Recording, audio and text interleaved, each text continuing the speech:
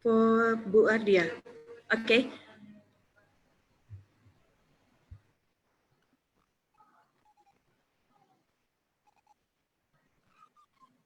Okay. Yeah.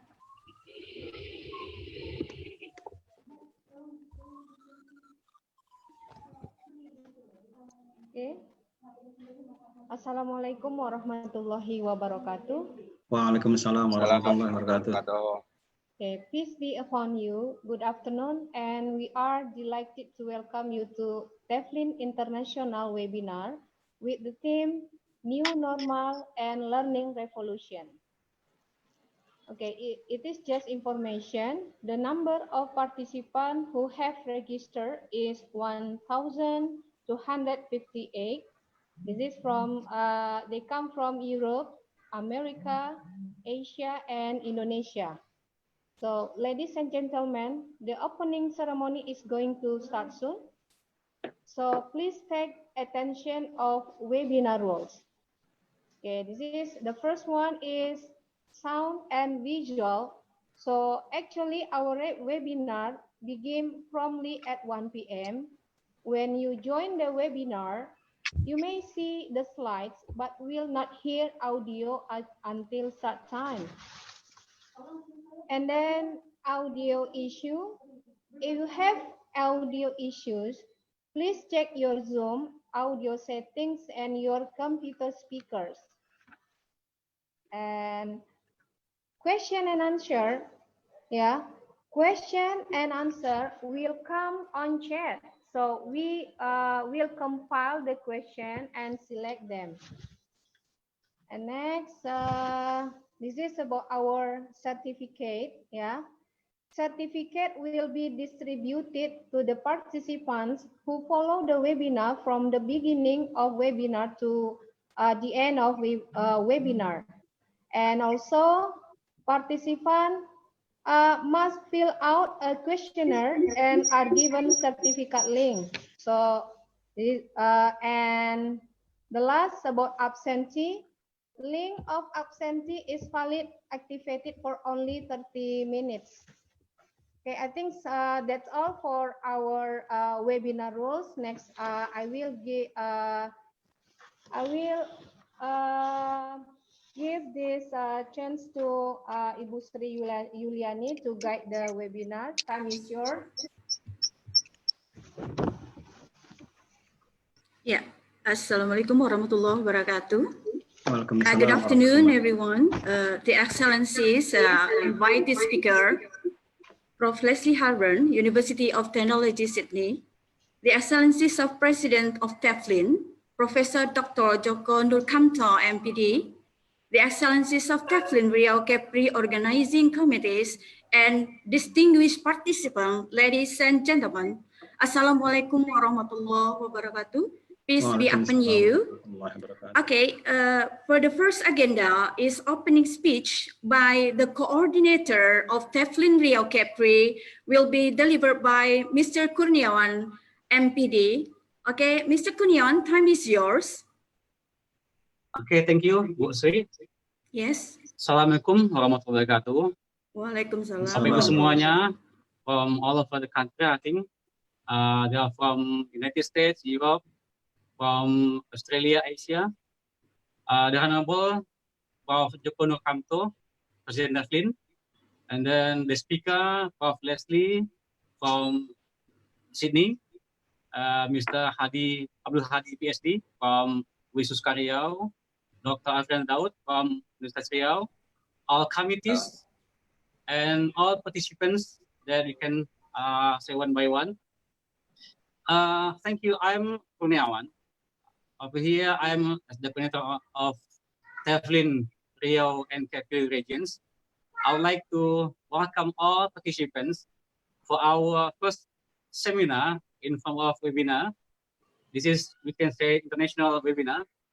And alhamdulillah, over here, there are more than thousands participants have registered to our webinar.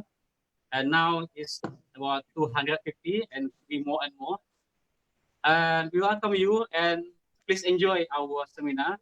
And then thank you for Prof. Joko Nurkamto, they give us some amanah in giving us trust to handle these activities.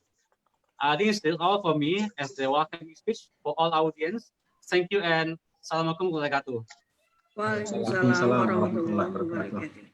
Thank you, Pak Kurniawan, for your speech, the coordinator of TEFLIN Riau-Kepri.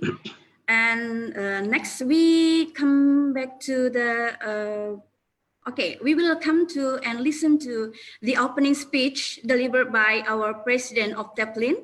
Please, Professor Dr. Joko MPD, for your speech. Okay, time is yours, Prof. Thank you, Bu Sri Juliani. Yeah, welcome. Okay.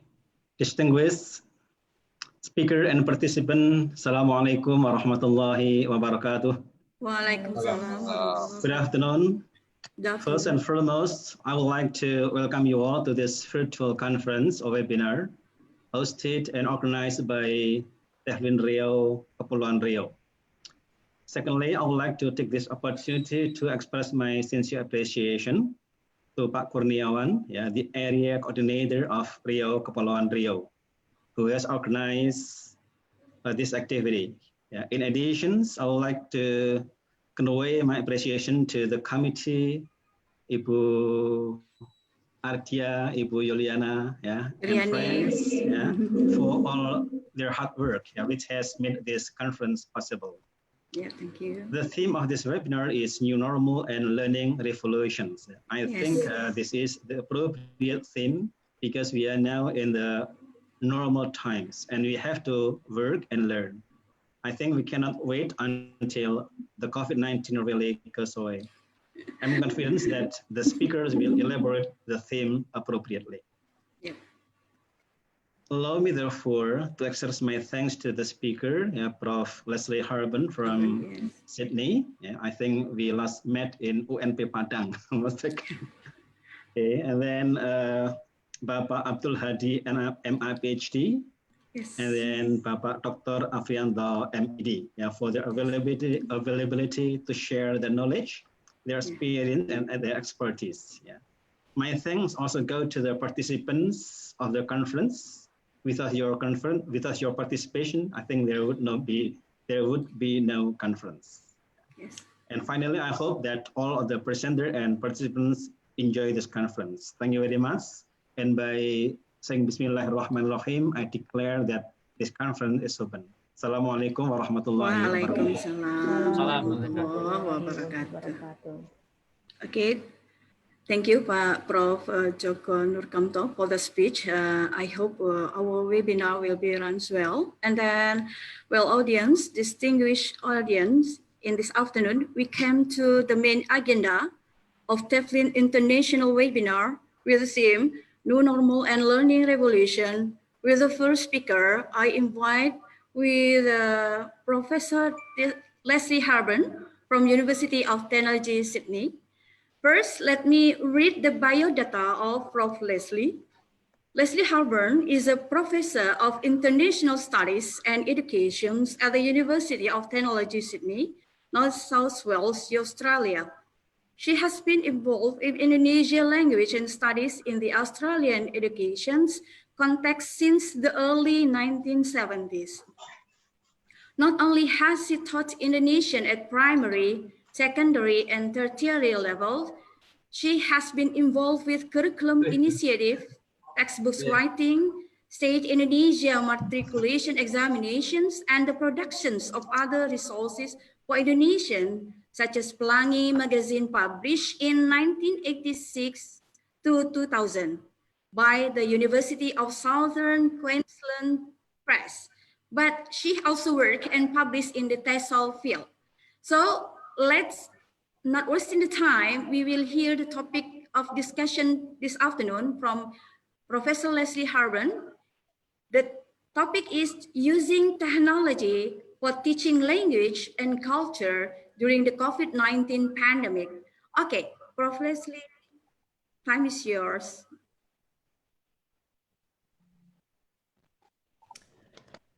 Thank you very much.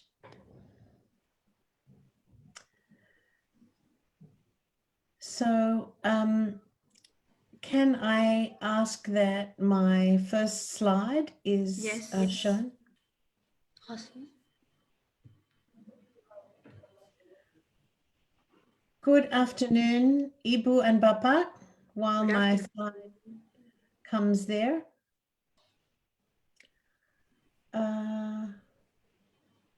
Just tell me when it's ready.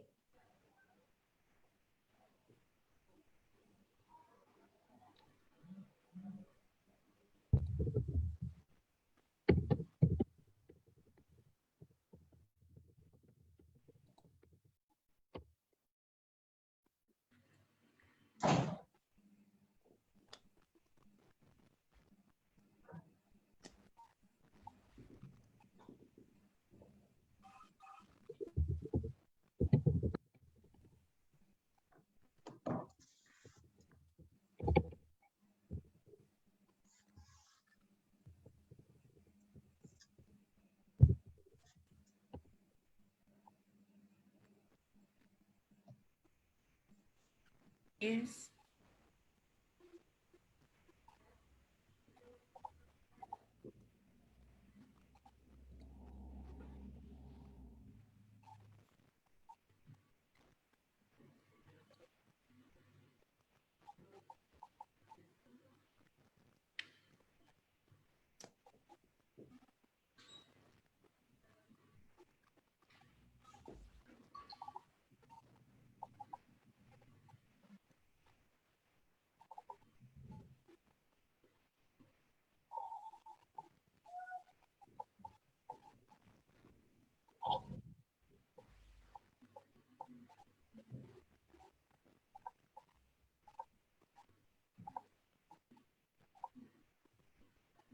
Hello, Lesley, can you see your slide? Yes. Right, please. I can, yes. No, not yet. I can see opening. It's opening. Okay.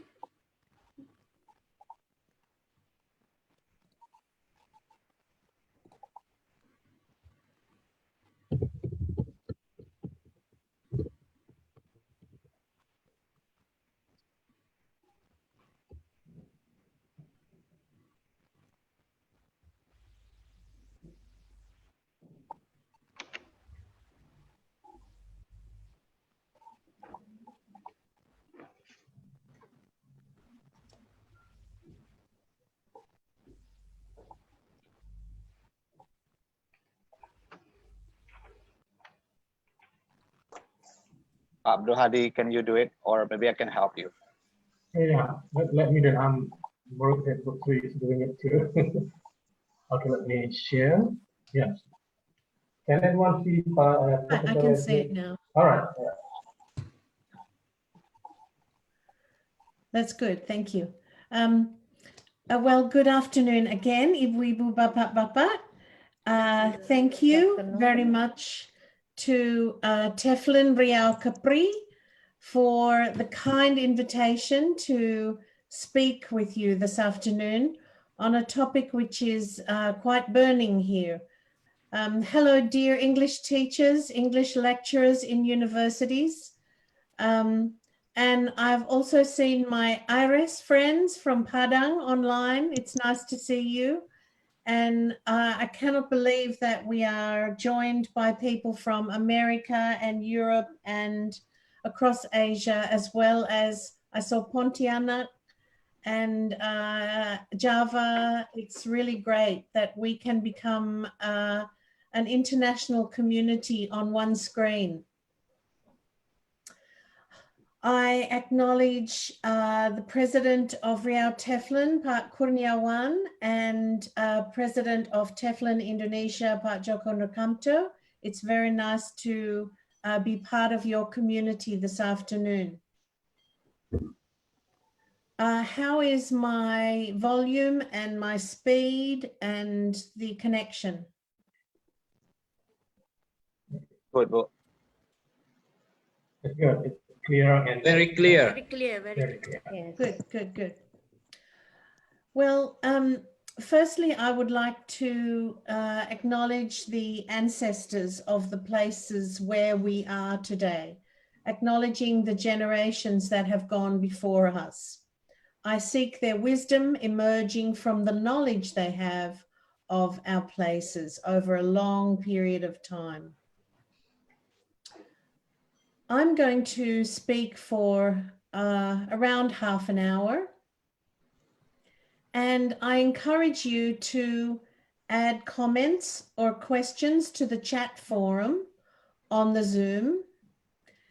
And over the course of this afternoon, the moderator will take those chat comments and questions and will summarize them, and they will be addressed over the next while.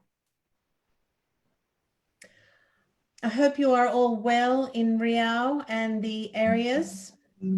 I was very happy to be in Pekanbaru a couple of years ago, and I experienced your hospitality and scholarship then. And I wish I was there now, because I'm sure it's warmer than Sydney. Sydney is quite cool today, maybe 8 or 10 degrees, but I'm sure you are enjoying some lovely 35 degrees or something nice and warm. Can I have the next slide, please?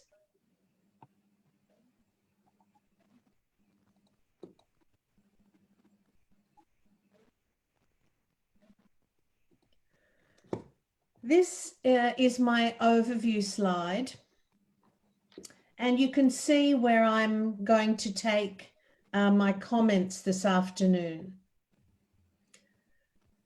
Like most professional teachers associations throughout the world, TEFLIN Riau-Kepri is outreaching to English teachers of the region, and as we've said before, it's wider than the region.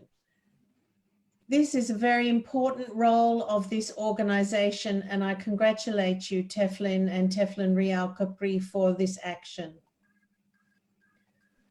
TEFLIN has asked me to talk about English teaching in this unprecedented time, waktu yang belum pernah terjadi sebelumnya. There is not just one word for unprecedented in Indonesian. It seems to me that we need to use waktu yang belum pernah terjadi sebelumnya, unless I can learn a new word from you in Indonesian this afternoon. As I say there, I'm going to be making a few initial comments about English teaching, then some summary comments about the changed context of our teaching due to COVID-19. And then I'm going to talk about flipped classrooms and give you some example research to stimulate your thinking about what it is exactly when we defer to online teaching and learning of languages and cultures. I want to outline some of the things that I want to summarize really what's been happening amongst language teacher groups and organizations here in Australia.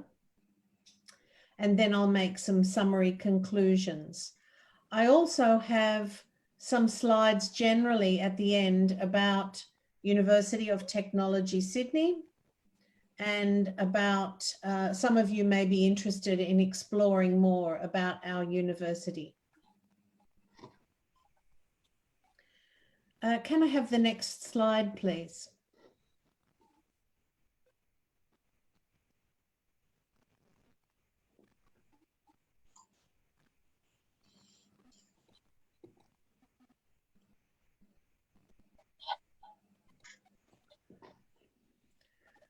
We're talking today about the teaching of English. I want to refer you to a new book that's published just now in 2020 by Heath Rose and colleagues. It's called Global TESOL for the 21st Century, Teaching English in a Changing World. And in this new volume, Rose et al. Talk about how over the recent decades, scholars have examined the teaching of English through the paradigm of the native speaker norm, aiming to produce English programs, for example, that aim to produce native speaker-like learners. But now they point out that with English as a lingua franca for worldwide communication, English can be considered an international language. And you can see on the slide there that I've got EIL. Or even English as a world language, EWL. That term has come about too because English has a multilingual and multicultural orientation. And that comes from the fact that English is the third most spoken language in the world behind both Chinese and Spanish. But its global impact is evident, given it is spoken in more countries than any other language. It really is a world language, and the native speaker norm just doesn't fit anymore. As a lingua franca, many users are using English to communicate worldwide. As well, with our teaching of English language and culture, we shouldn't forget about the intercultural orientation we can take. That's a valid part of this discussion.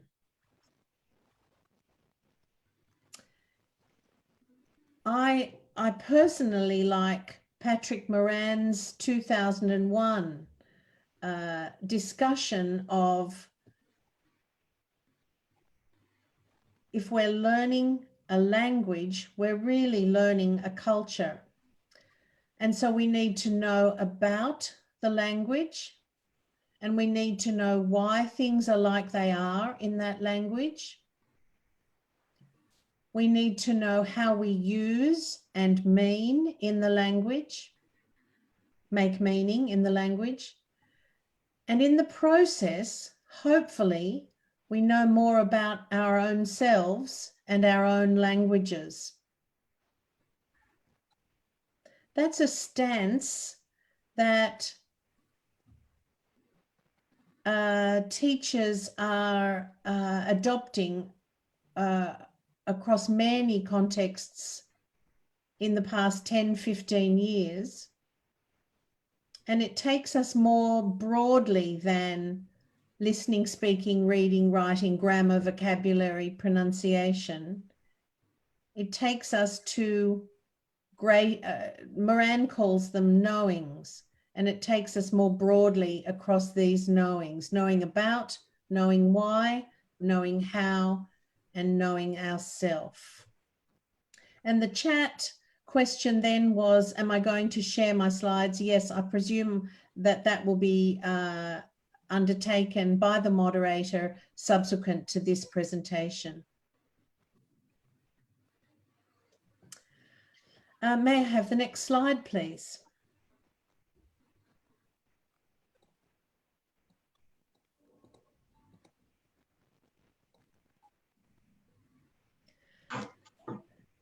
And that word, unprecedented,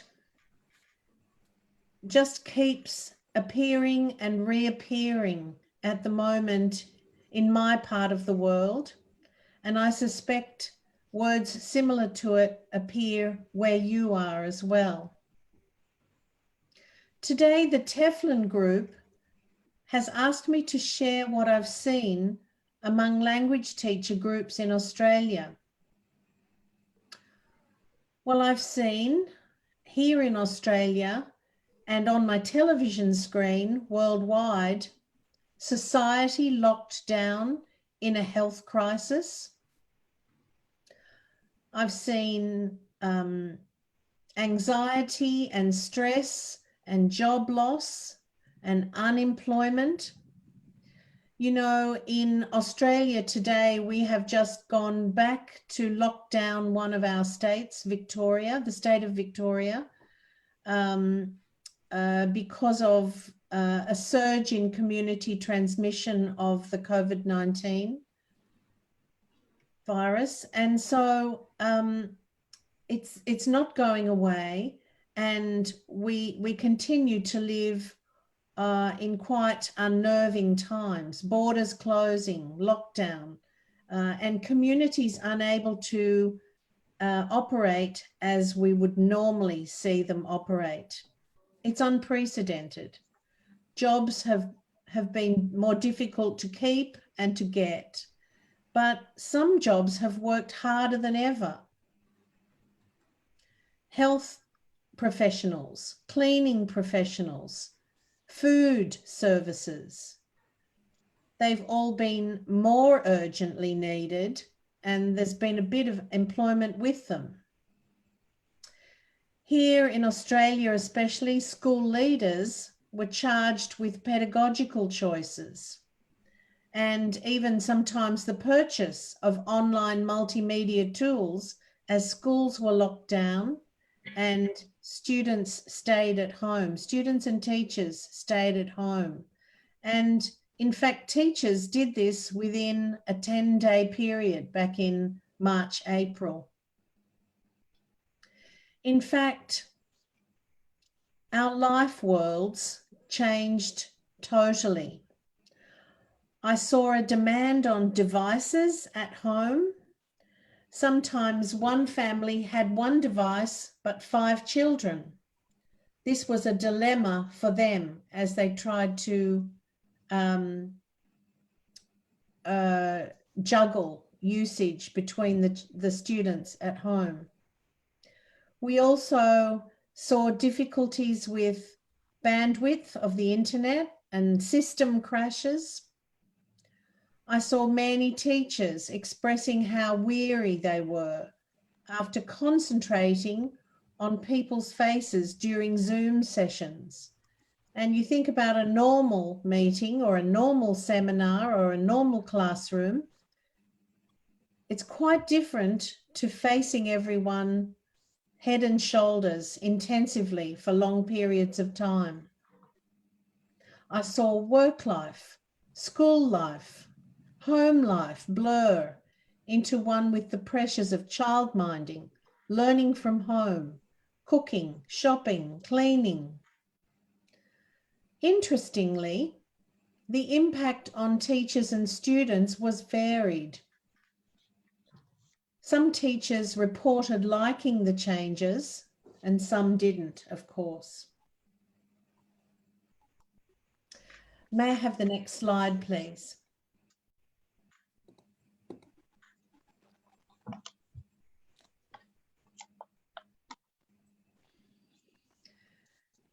The bulk of teaching and learning for a period went online.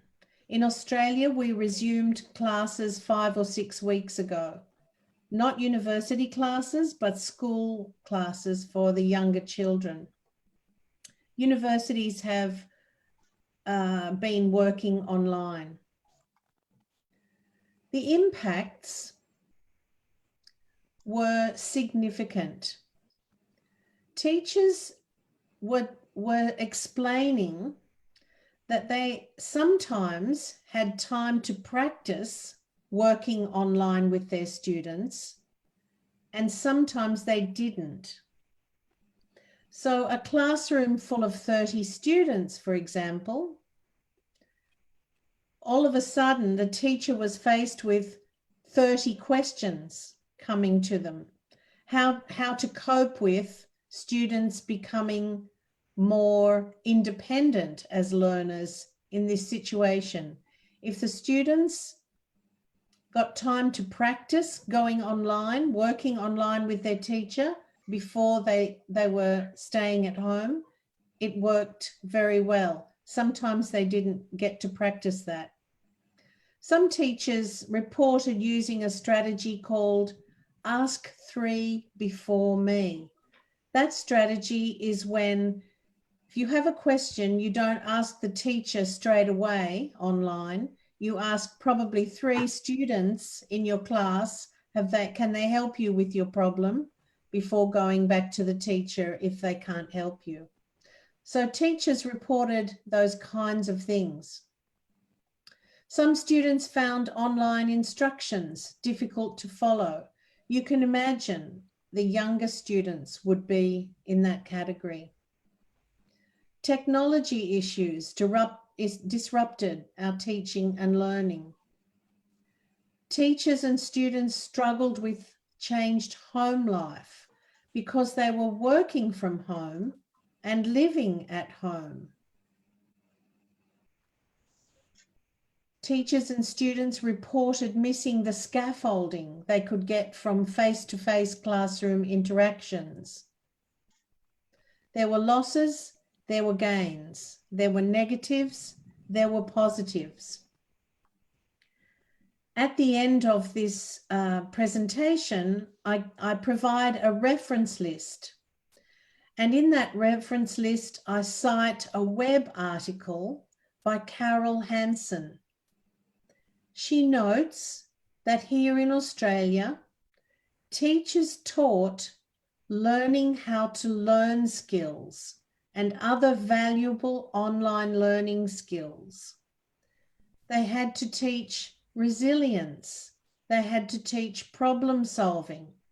They had to teach online etiquette, adaptive learning, different ways of thinking. Before they could concentrate on the content of what they were wanting the students to learn, they had to teach process skills. I'm sure you've found that as well as you have been teaching online. May I have the next slide, please?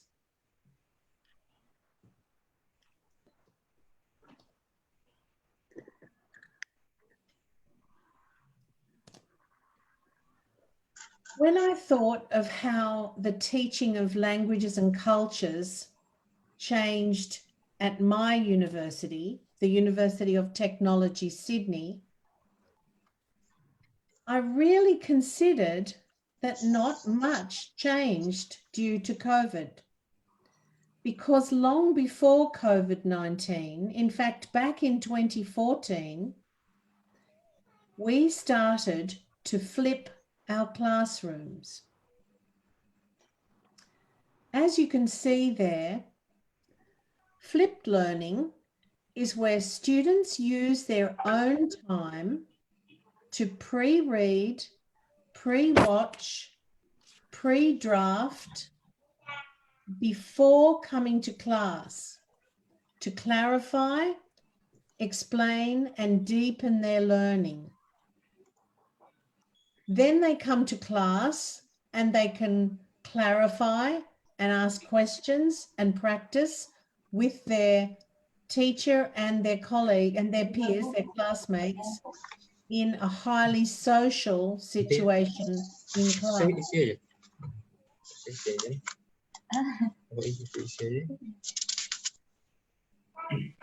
This flipped classroom pedagogy is a highly structured pedagogy. And we started to do this in 2014. Consequently, the teaching and learning of languages at my university didn't have to change much in the end at all. I suggest you learn a little bit more if you don't know about the flipped classrooms already, that you think about what's happened in your classrooms during COVID-19. We are in what Hansen has called a period of emergent learning. Teachers are learning about learning and teaching and learning. Students are certainly learning about teaching and learning, and parents, as they homeschool, learning from home, they are learning about learning as well. but the flipped classroom can really work.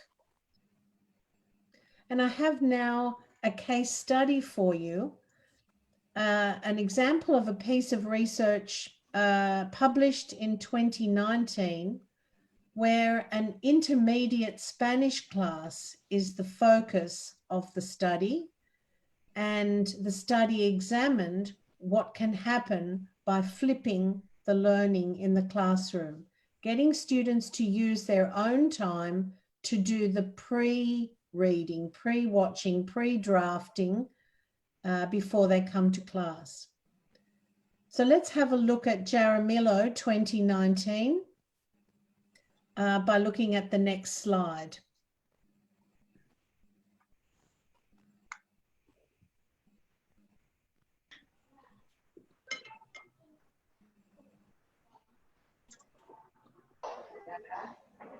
I include the study in the reference list at the end of this set of slides. The study was about language teachers who, well, they didn't have COVID at that time, but with or without COVID, wanted to leverage class time for more interactive and communicative tasks to increase the use of language learned. Let's have a look at that again. Teachers wanted to leverage class time for more interactive and communicative tasks to increase the use of language learned. So they flipped the pedagogy. They flipped the classroom. Students were to do a lot of pre-preparation before they came to class. They were to watch lectures about the texts, about sections of the textbooks, about grammar points, about practice examples, and so on. And then when they did meet up face-to-face, they could spend more time being interactive rather than learning the concept itself initially. The report by Jaramillo 2019 talks about how students realized a lot of things in flipping the classroom. They realized why they should become independent learners and the fact that this flipping made them independent learners. They realized they needed to manage their time well. This flipped learning pedagogy really requires teachers and learners to be very good time managers. Teachers in this flipped pedagogy need to provide high quality scaffolding and support. And students learning how to learn online is as important as what they learn. Jaramillo also talks about culture learning, not the food, fairs, fun and festivals, surface culture or static culture, but the dynamic, meaning-making notions of culture that I talked about with Moran in 2001. The proposition that every time we make a grammatical choice to use the language we are learning or teaching, it's actually a cultural choice. That's powerful to me, and I hope it's a powerful notion to you. I'll just repeat it. Every time we make a grammatical choice to use the language as we are learning or teaching the way we do, it's actually a cultural choice.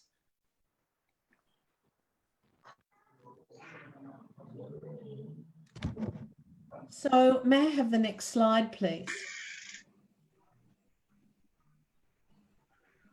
And so now I move on to make a brief remark about the tools I have observed language teachers use for their multimedia and online teaching. Well, first of all, it's hard to go past the Microsoft suite, Microsoft Word, PowerPoint, Teams. Excel, I suppose you could use that. Also the Google suite, the Google Docs, Google Forms, Google Earth. They've been very popular ways in which teachers have been communicating generally as they've prepared work online and as they've interacted with their students virtually. Some platforms that teachers have been using: Zoom, WhatsApp, Viber, Facebook Messenger. I've seen that teachers have been very clearly anxious about the fact that there's no easy way to get immediate interaction as you would in a face-to-face situation. And as they can't read the faces all that well of their students on Zoom, they've been using tools such as Mentimeter to get students to gauge the reactions and gauge the thoughts and the beliefs of students as and just to get baseline data quickly from, and teachers have been using this Mentimeter very successfully. Some apps I know that teachers are using successfully: Flippity, Jamboard, Bitmoji, Vocaroo, Kahoot, Screencastify, Whiteboard, Quizzer, Flipgrid, Padlet. The language learning ones: Memrise, Duolingo, Babbel. And also, I know that teachers have been testing and quizzing online. Quizlet, Quiziz, and exam.net are just some examples of what you can use. In my reference list at the end, I note the name Joe Dale, and his work in the UK is outstanding. You can Google Joe Dale to see his extensive set of YouTube videos to assist language teachers, and some of the resources that he has online. And he's saved many a teacher, I think, recently, as he's outreached even more than he normally does. I'm sure that some of you already know his work. Joe Dale, I can't recommend him highly enough. May I have another slide, please?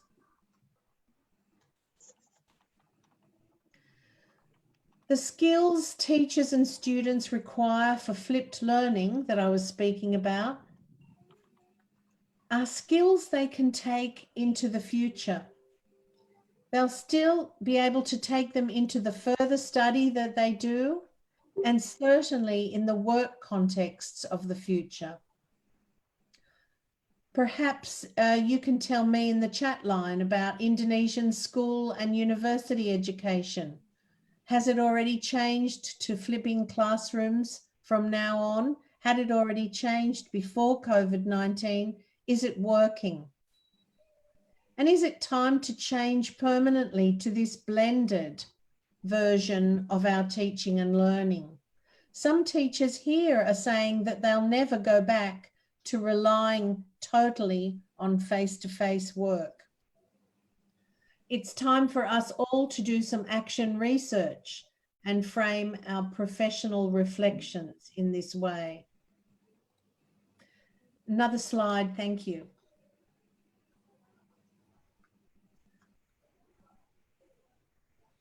Teachers need to focus on a number of things, in my opinion.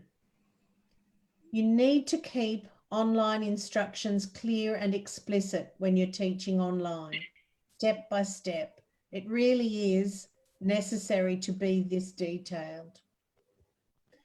You really need to choose your tools and your applications very carefully, making sure it's not just classroom minding, making sure there's pedagogical benefits in what you're choosing. Obviously, as you would in face-to-face, you're needing to continue to provide clarity about your assessment, formative and summative, and you must continue to evaluate how teaching and learning is progressing. Very importantly, continue to seek support from professional teacher organisations like TEFLIN. The next couple of slides include the page of references for your further follow-up, as well as some slides about University of Technology, Sydney. And you can Google TESOL at University of Technology, Sydney to find out what our research staff are doing and what are their projects and their students' projects. I thank you for your attention today as we just run through the remainder of the slides. I hope you've learnt a little bit from what I've said. Hopefully some of it's been helpful. The moderator will advise you how your comments and questions will be summarised and how responses will appear over the next while. I wish you well for your continued study of English, teaching of English, and especially for the remainder of this webinar. Thank you.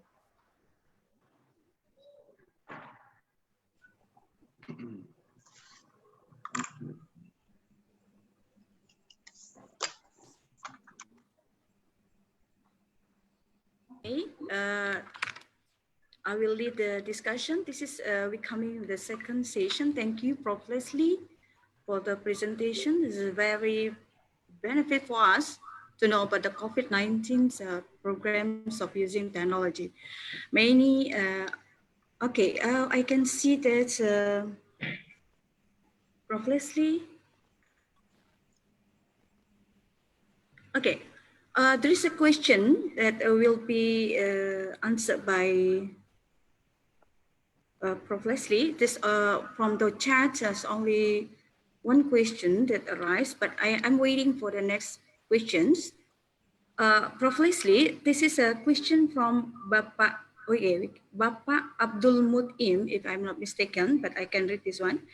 The question is, the context I'm teaching English is not EIL, but EYL, EWIL, but English as a foreign language. Is it advantageous for the student to get informed about EYL and EWL?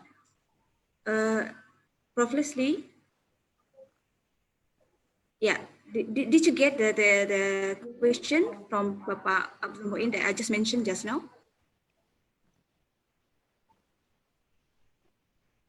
Yeah, from the chat is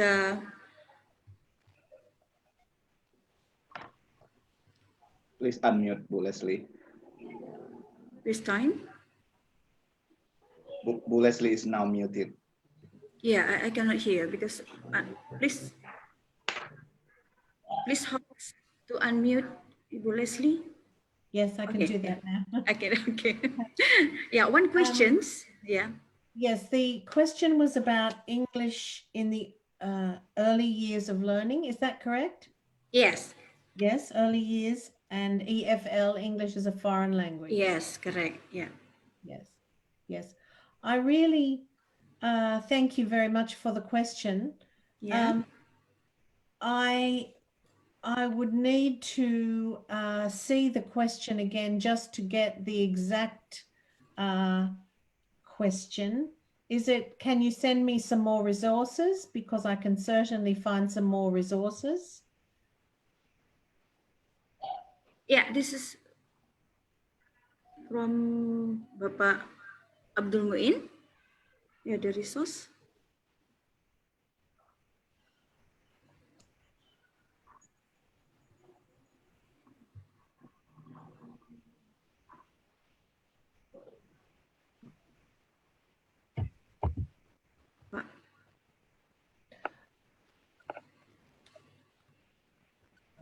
We send the question to the chat room.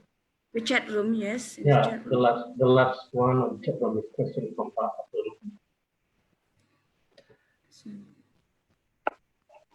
Okay, so maybe I can. Context I'm teaching is not EIL nor EWL, but English as foreign language. Is it advantageous for the students to get informed about? Yes, certainly. Yes. It's very important that some of the ideas from the Rose et al. 2020 volume is shared somehow with your students. The native speaker norm is more often than not questioned these days, and teachers and learners of English from places other than where English is the vernacular is very much more about how we are making meaning in English these days. So you're going to have, because of that statistic that I read you, you're going to have more and more speakers using English across different cultures and across different countries. So it's, I'll try and summarize a bit more of that volume for this group, and the committee can send it out again. Yeah, this is the question from Prof. Lesley to Bapak Kasim just now. Okay, we come back to another question, Prof. Lesley. Many questions arise just now. Okay, so I summarize the very important, some important questions that this is from Bapak, Ibu or Bapak. Okay, sorry if it is mistaken, Bapak Rukmana Farul. Okay, Prof. Lesley, generally speaking, do you think that teachers these days are well prepared and ready to shift their way of teaching from F to F, face to online teaching? This is from Bapak Rukmana Fahrul. Generally speaking, do you think teachers these days are well prepared and ready to shift their way of teaching from face to online teaching?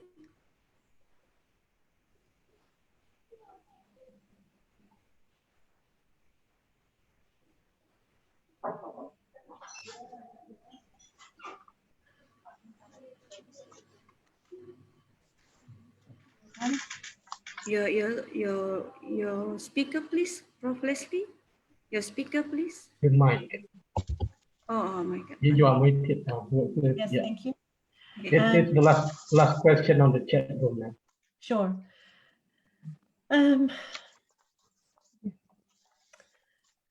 That's a very good question. Thank you for the question.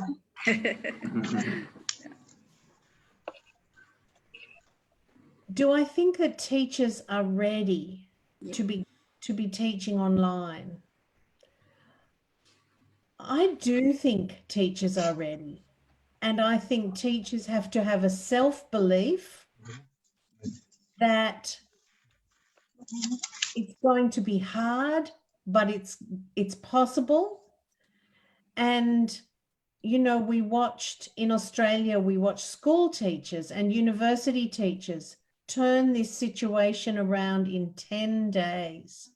All of a sudden, we knew that schools and university classrooms were going to close, and we saw a lot of support and a lot of trust that teachers would do it and could do it. And they were nervous, and they were perhaps fearful, and maybe some of them thought they couldn't do it, but with the support that they gave each other and the system could give, and especially the professional teacher associations,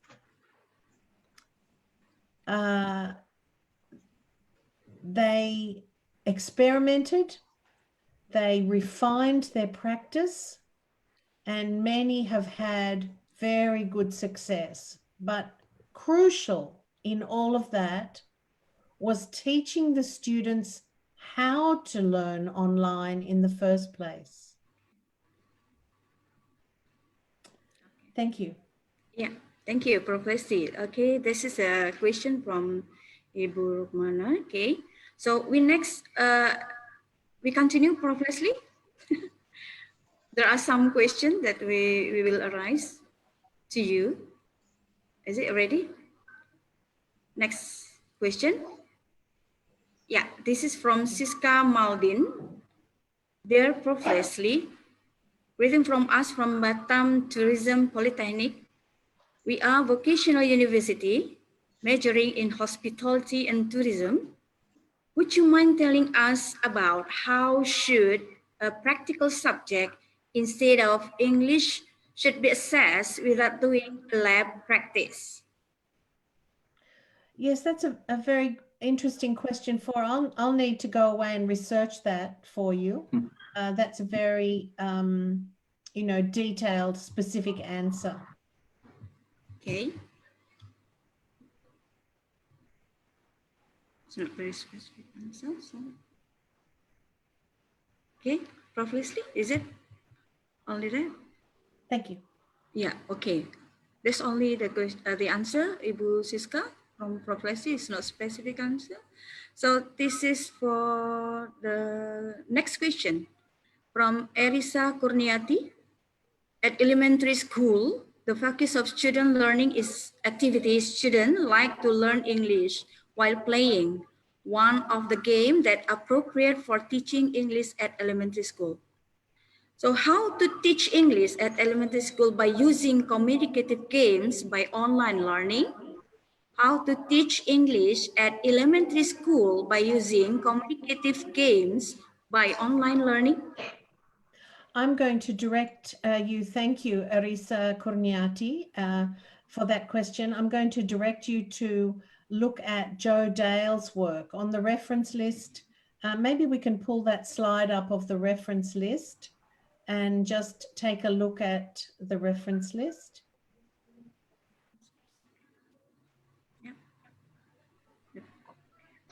The beauty of what he does, there at the back one, a forward one, there's at the very bottom of that screen, you can see his name. The very beneficial thing that Joe Dale does is understands what teachers are looking for pedagogically. And, he's got some great ideas there for early learning as well.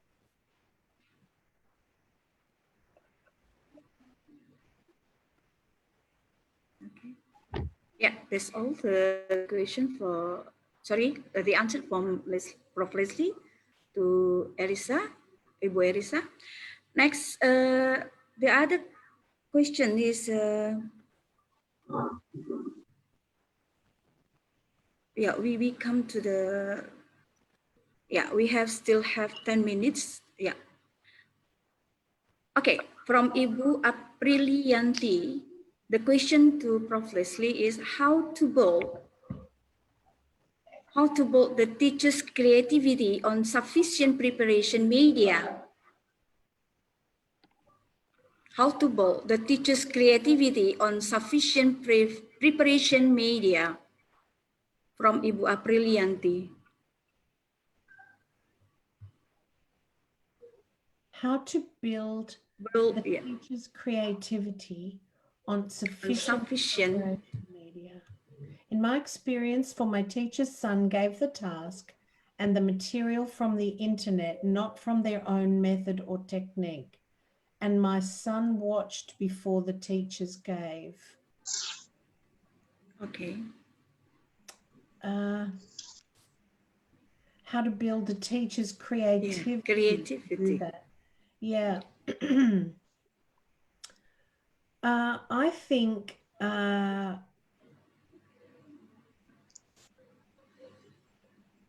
I think the teacher needs to be very sure about, so your son, my teacher's son gave the task and the material from the internet, not from their own method or technique, and my son watched, and how to build the teacher's creativity to do that. I'm not sure whether Aprilianti is saying that that was a good thing or not a good thing, but the teacher needs to be questioning their pedagogy the whole time.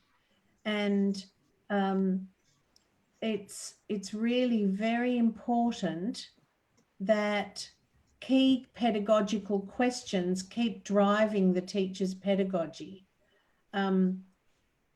Why am I choosing this strategy?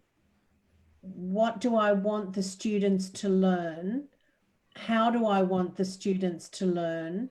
And how will I know that the students have done their learning correctly? So it's difficult to see there, Aprilianti, whether you approve, whether it was a good thing, a beneficial thing that happened, or whether you didn't really prefer it.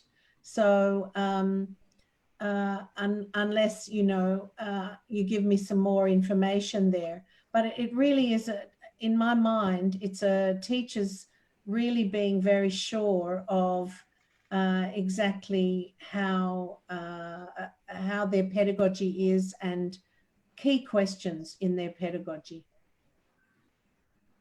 Okay, yeah. Thank you, Prof. Lesley, for this answer. We still have many questions that we will continue. I have to choose very selectively, and all the members also choosing this question. Next, from Ibu Fitri Maini, okay, to dear Mrs. Lesley, my question is, in conducting the flipped learning, all the materials that students need to learn given by the teacher, or do the student find the source independently? Good question.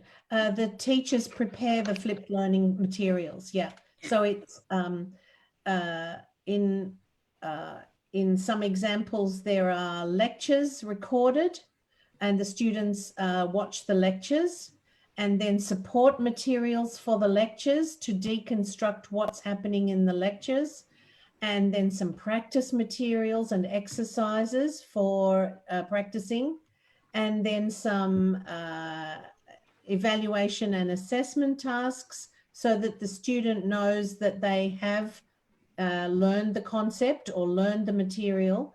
And then when the students return to class, they can then clarify any continuing problems that they are still having problems with, and they can ask further questions. So it's very much, this pedagogy, this flipped pedagogy, is very much putting the responsibility of the learning onto the student. Yeah. We are no longer in the era of teacher being the font of all knowledge and delivering the curriculum once only. It's very much, here is the learning I want you to do. Here is the materials that I want you to understand before we practice it in class again and rehearse it in class again. Good question. Thank you. Thank you. Maini. Yeah, thank you, Prof. Lesley. Next question. And next, we will still have 4 minutes left. So I think one question will be the last question, right? Yeah, Prof. Lesley. Yeah, we will still have one more question. Yeah, this is from Bapak Sapir Pohon, the last question. We use online program during the COVID-19 outbreak. Some problem is that many of our students don't have cell phones. I believe that the result is not satisfying as the teachers themselves had not been touched about the process of teaching online accordingly. What do you think about this condition, Prof. Lesley? Yes, thank you, Sapiril Pohon.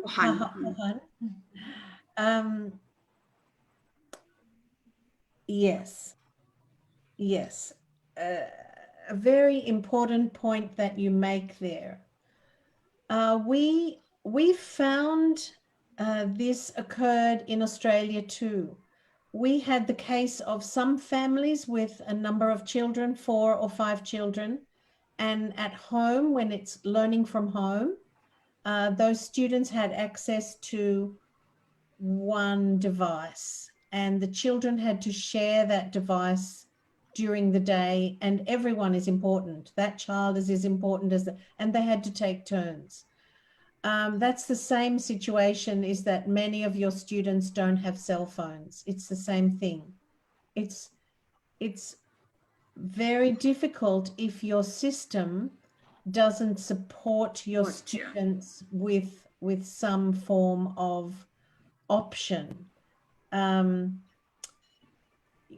You know, and I don't know your contexts well enough to know, you know, how we would go about getting them some group share. They had to isolate, they couldn't go into a community, so they had to do it in a independent way. I heard of some schools that posted materials out to the students and had them get some hard copy materials in the post. Maybe that's an option. But really, so much is able to be done if you are using multimedia tools, and it seems inequitable and unfair if students don't have access to all the multimedia learning that gives a multi-sensory and multi-pedagogy way of teaching and learning. So it's very unfortunate. Not every student had access in Australia either. And so some questions were asked, but we have to go on and continue thinking it through and preparing for more. Because as I said, today in one state of Victoria here in Australia, the borders are closed and some students are locked down again, and they must do their learning. When the school holidays finish, they must go back to school. So it's very difficult. I know. Thank you, Prof. Lesley, for the answers. Okay, your answers already support us with COVID-19, so we have a solution to do the teaching learning process during this problem in Indonesia. So your output will be one consideration for us to do in our teaching and learning process. For all the audiences, thank you, Prof. Lesley, for the answers and for your presentation. So because of the time, I'm very sorry for the question that already arise by the audiences, but we will help you maybe, because the questions so many, we have to choose which one correlated with the Prof. Lesley topic. So thank you very much for all the audiences already asked Prof. Lesley. Sorry for not, we don't have time. I mean, our time will be limited. Yeah, we will have to share with other speaker.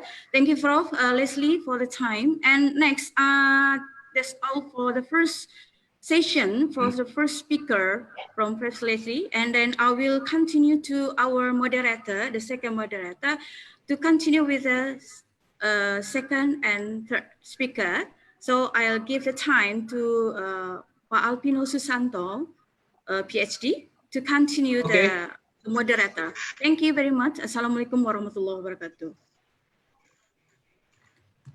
Okay, thanks, Prof. Lesley and Dr. Sri. Yes. And so there will be the next agenda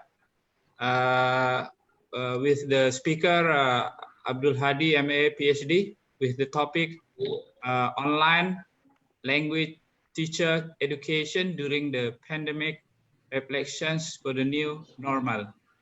So before his presentation, let's hear the biodata of Abdul Hadi, MA, PhD. Let me read the biodata.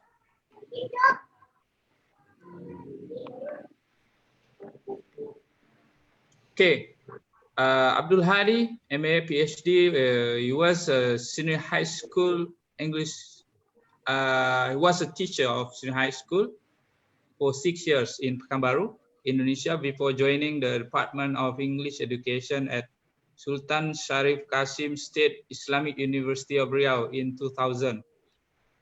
He was awarded with the Fulbright Scholarship in 2004 to pursue a Master of Arts degree in ESL at the University of Arizona, USA. With the full support of the Australian Development Scholarship, he earned his Ph.D. degree in the area of curriculum for the pre-service English teacher education at the University of Sydney. So he is also a member of TESOL International Association and the Secretary of TEFLIN for Riau-Kepri region. So Dr. Hadi has presented his work in conferences both nationally and internationally. His current research focuses on exploring the experience of pre-service teachers in learning to teach English as foreign language in Muslim majority countries. So the time is yours, Mr. Abdul Hadi, to present as per the topic mentioned. Thank you very much, Dr. Alfino Santo, for the kind introduction.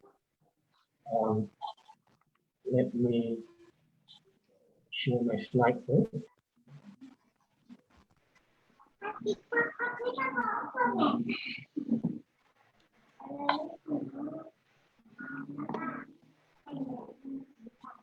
Yeah, so my presentation is about online language teacher education during the pandemic, reflection for the new normal. I hope this is a relevant presentation for many of you in the audience. From the registration form, it looked like almost 50% of the participants are teaching at the university level, or probably teacher educators in the teacher preparation program. So I hope this is a relevant presentation for you and also for teachers to reflect on the experience as student teachers. I think we need to go back to two other terms when we talk about online language teacher education. The first one is second language teacher education. And then the first one is, of course, teacher education. So we can say that online language teacher education is actually part of a bigger area, second language teacher education, and also, of course, the biggest, the broadest area is teacher education, which includes teacher preparation program for every school subject.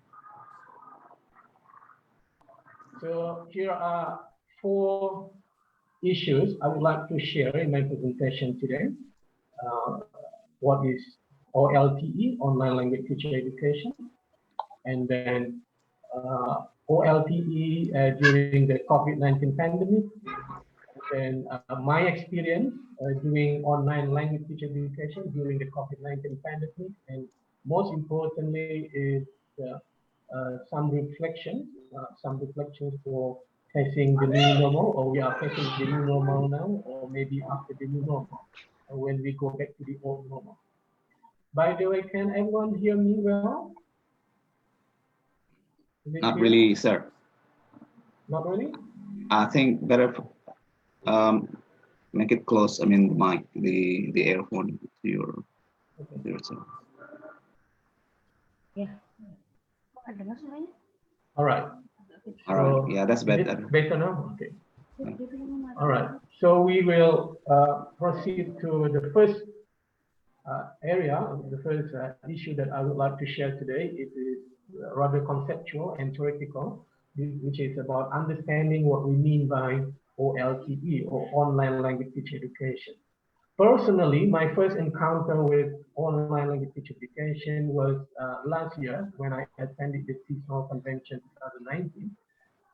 Probably I have read or maybe watched YouTube videos about online language teacher education before, but I didn't really understand that during TESOL convention 2019 in Atlanta, Georgia last year, I attended joint presentation by Professor Dennis Murray of Macquarie University, Sydney, and Professor Mary Ann Christensen from University of Utah State University in Salt Lake City, Utah.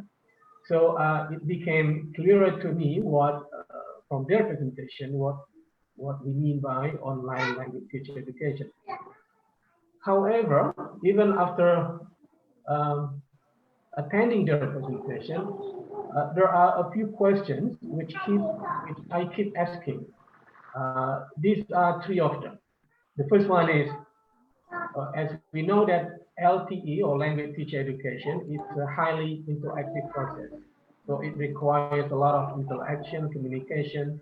When from Professor Harbon's presentation, we knew that when we say communication, it is not only a matter of language, words, vocabulary, sentences, but also facial expression, body language, intonation, which are difficult to deliver and difficult to receive when we do the communication and interaction during using the online mode. So my question was and still is, how is it possible to do language teacher education online? Because there is a challenge, a lot of challenge in terms of interacting with the pre-service teachers. The second question that I keep asking when we talk about OLTE is that, what about the teaching practicum? So among all of the courses in the offered by the pre-service teaching education, for example, I think teaching practicum is the most challenging one to do online. But we'll see later in my following slide how to do teaching practicum online can be done. The last one is a matter, the issue of quality assurance. How can we ensure that the graduate will develop the expected qualities when they graduate when we do the teaching online?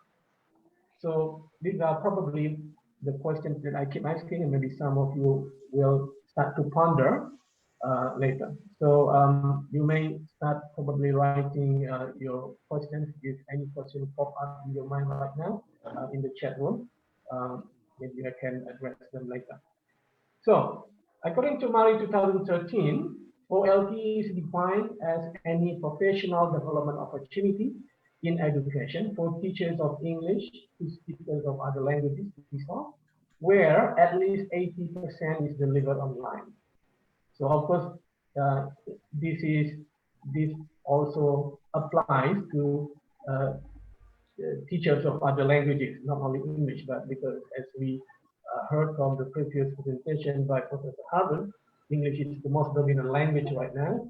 So we often refer to English. So the key idea here is on the fact that 80% of the delivery is done through online mode. So when we do that, at least 80% or more, then it is considered OLTE, online teacher education.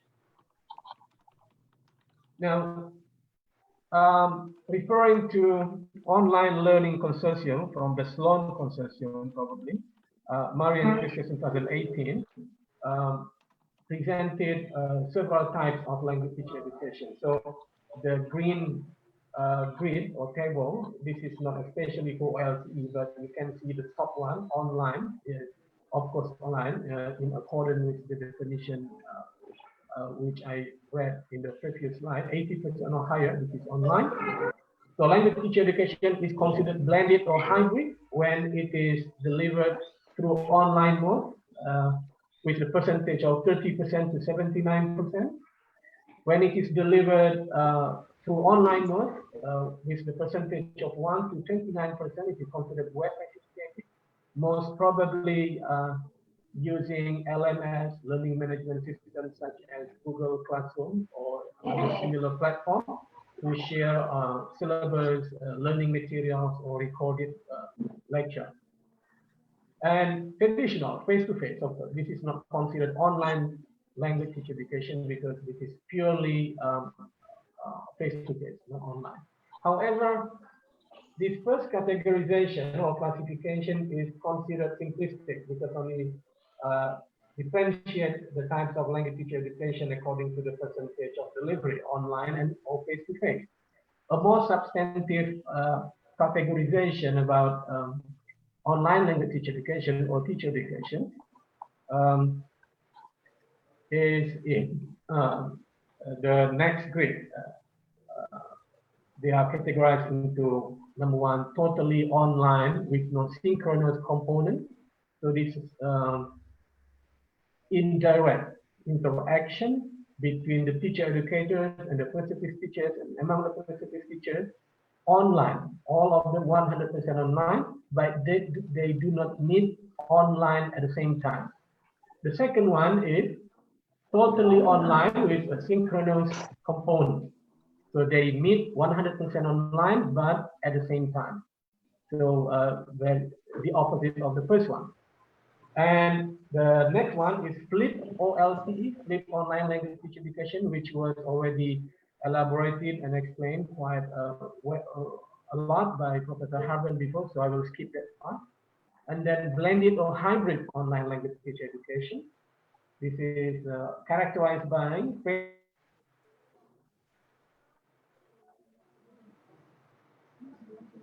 face-to-face and online activity are used with reduced number of face-to-face meetings. So face-to-face meeting is still there, which is blended so some are face-to-face and some are online. And the last one is enhanced face-to-face. Classes are supported with some course activity online, which is similar to web facilitated type in the previous categorization. Now, how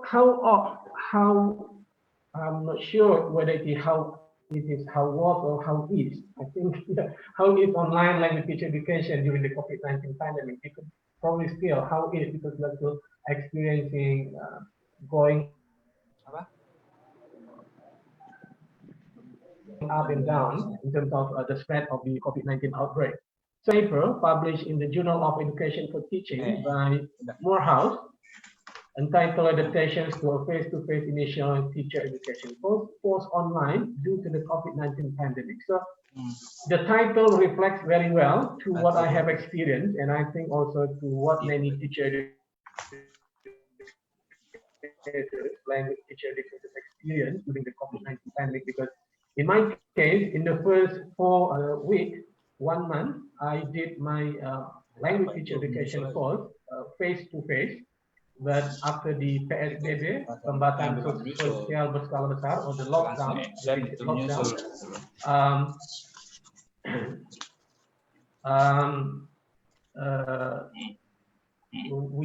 we shifted quite suddenly, abrupt change from face-to-face mode to online mode.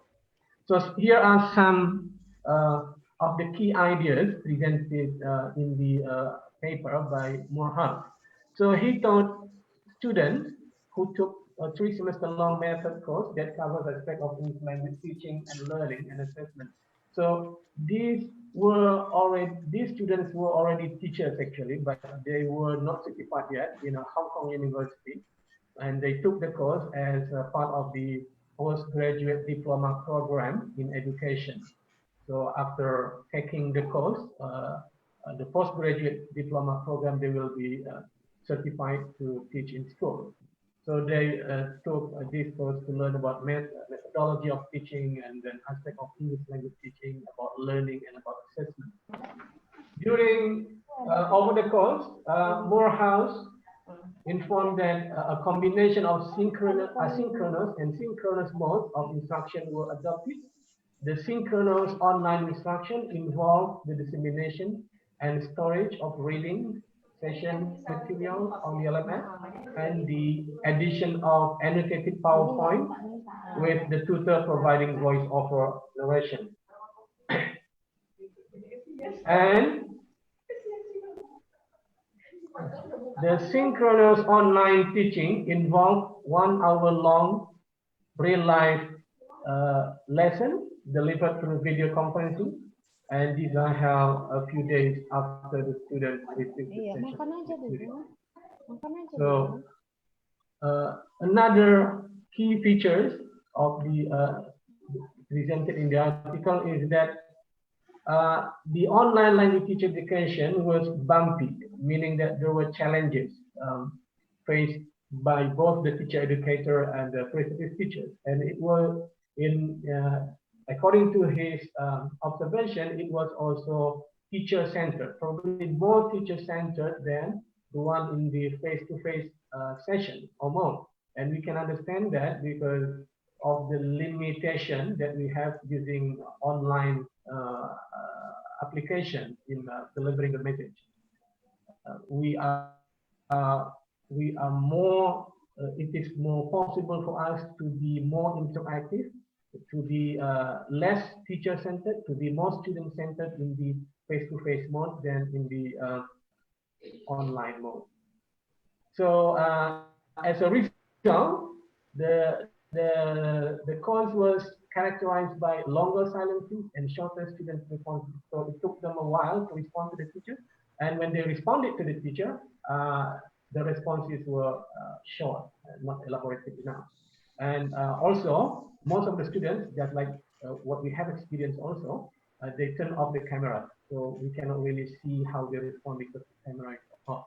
And therefore limiting paralinguistic communication such as facial expression, intonation, and body language.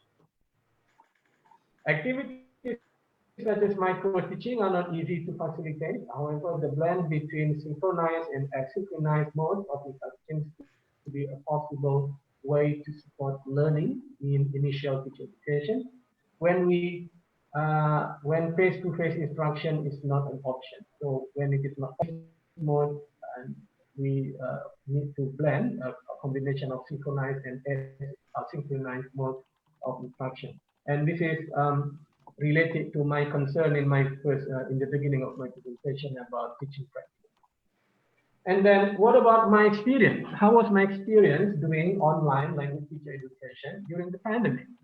I taught 3 courses, but for the purpose of this presentation, I would like to share my experience teaching a course on media design in ELT.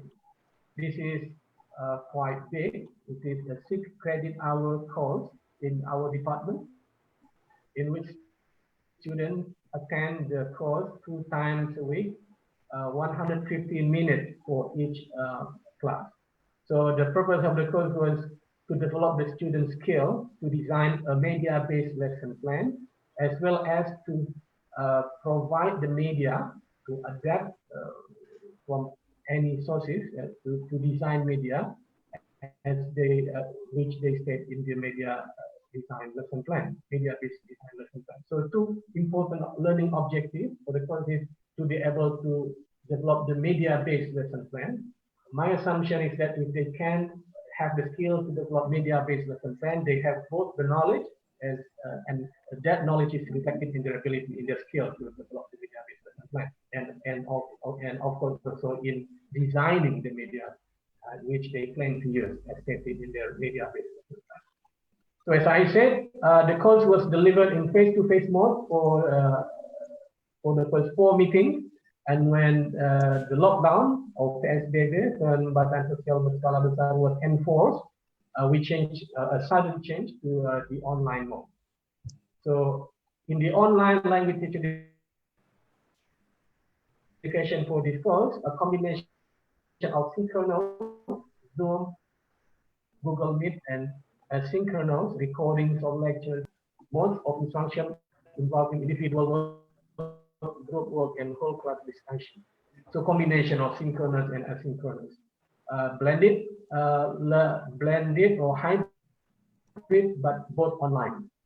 Pre-service teachers' participation, generally similar to face-to-face mode in the first half of the semester, characterized by a number of the students actively asking questions, providing comments, and sharing experience. So those same students always ask questions or comment or sharing experience, similar to what happened in the face-to-face mode.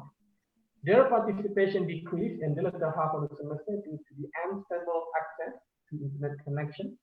Some of them went back to their hometown, to their village, in which internet connection is limited.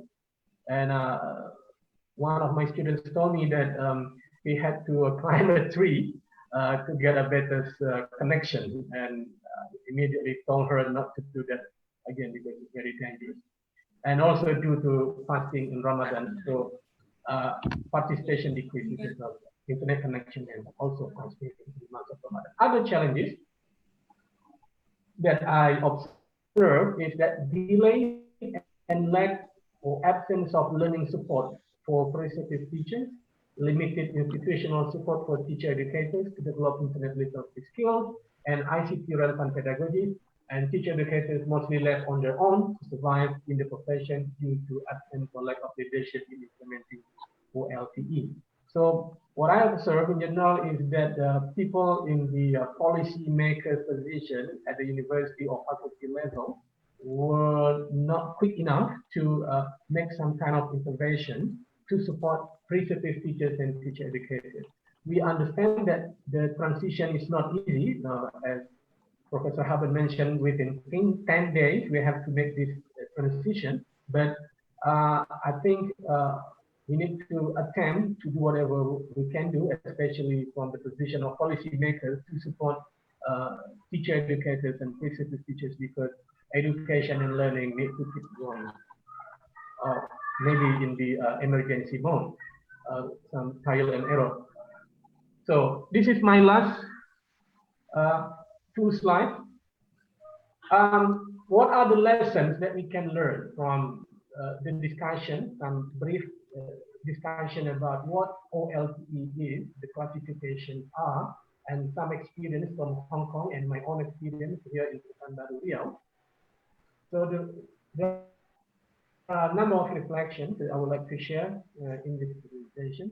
First, probably this is not only for the current situation, COVID-19 pandemic, and also for the next situation, which is the new normal, and probably how we can take lessons for this for when we go back to the old normal, because we need to go back to the old normal, the situation in which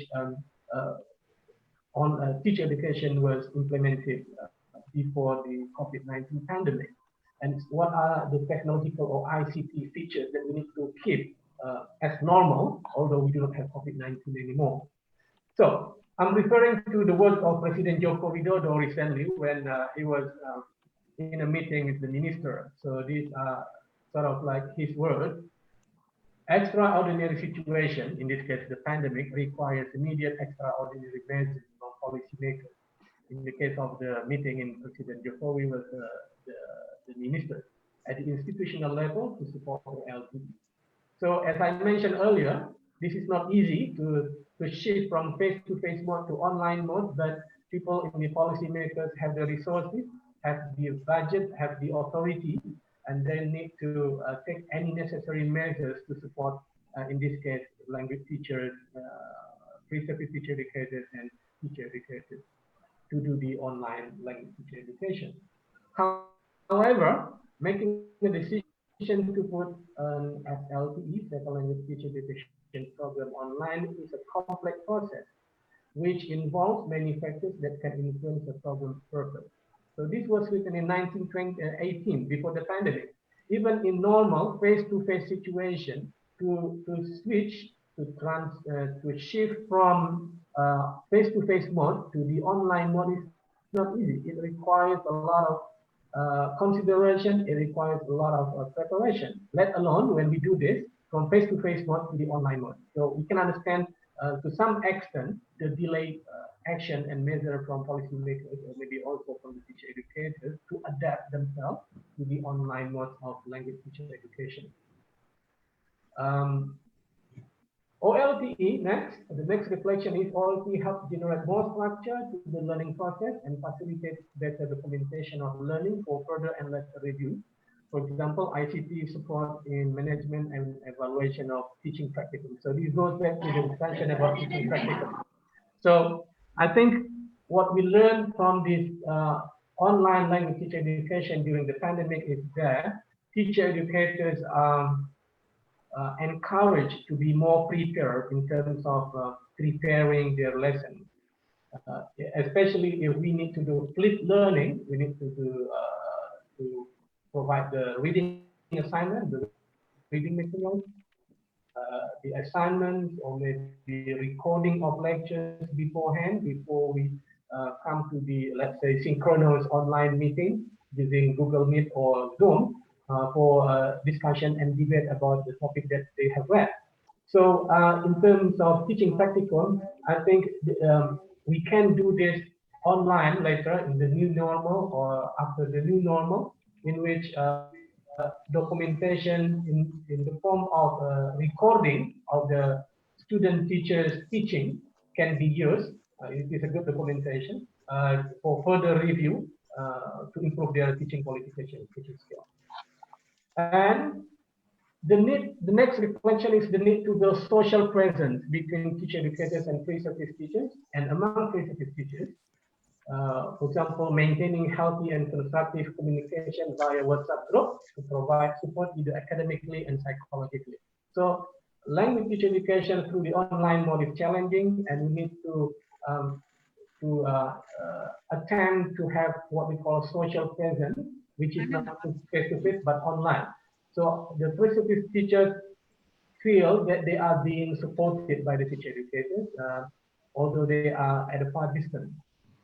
So social presence is defined as the ability of participants in a community of inquiry to project themselves socially and emotionally as real people. So we need to present ourselves both as pre-service teachers and teacher educators as real people, although we are not face-to-face. So this is important. We do not want to lose our social dimension as human beings. And we know that in language teacher education, the presence of our human dimension, social human dimension, is very important.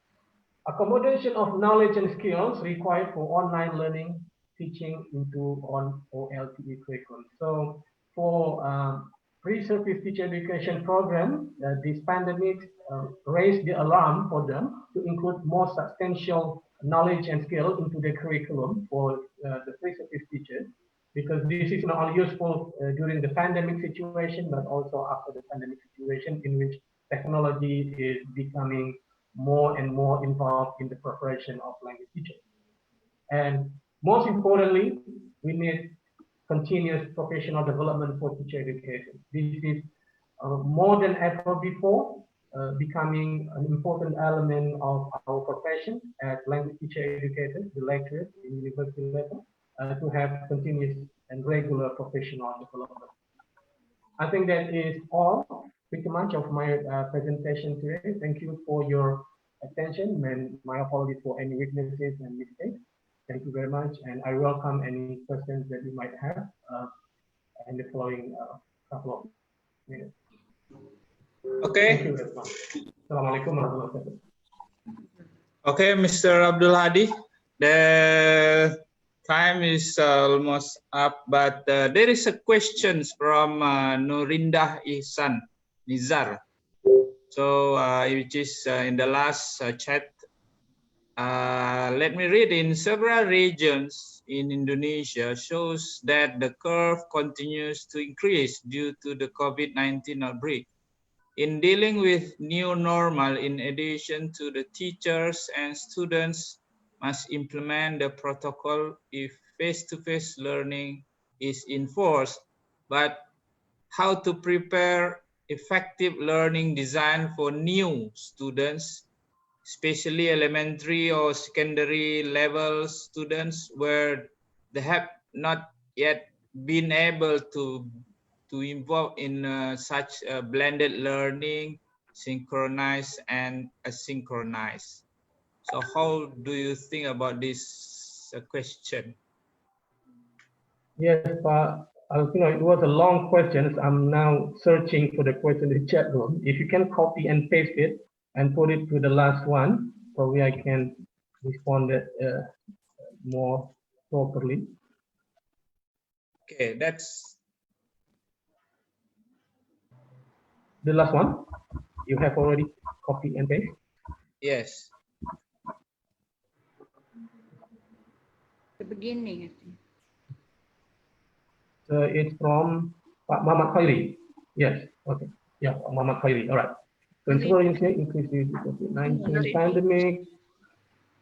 But how to prepare effective learning design for new students, especially elementary and secondary level, where they have not been able to blended learning, synchronize and synchronize.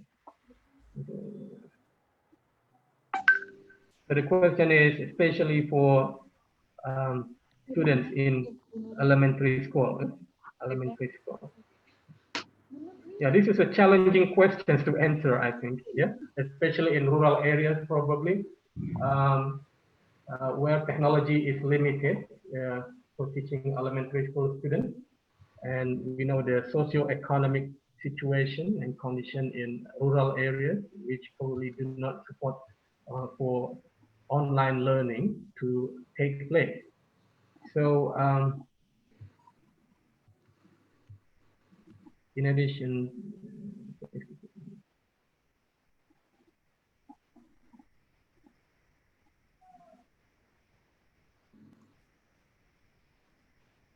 yeah. So in general, I think my broad answer, general answer is that there are many unexpected situations, but willy-nilly we have to introduce to students about how to use technology. I mean, certainly when any kind of technology that is possible, so they need to be introduced to that kind of technology in order to support the learning. So if it is possible to do it online, let's say, then we do it online. I found that for elementary school students, in the case of my children as well, teachers are very much involved in using WhatsApp group, in which parents are very much involved in helping their children in the process of learning. So parents' involvement, I think, especially for young learners, primary school students, are very important.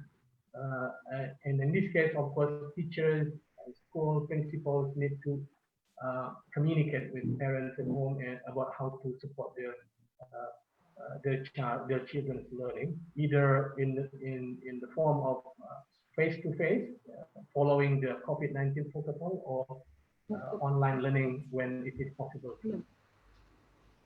Yes, Valentino, I think that's my response to that question. Yeah. Okay, Mr. Abdul Hadi, thanks for the answer. It's quite clear, but unfortunately the time is very limited. So if we have spare time later, we can share with others for the next questions. But I recommend we continue to the next agenda, to next speaker, which is Mr. Afrianto, Ph.D. So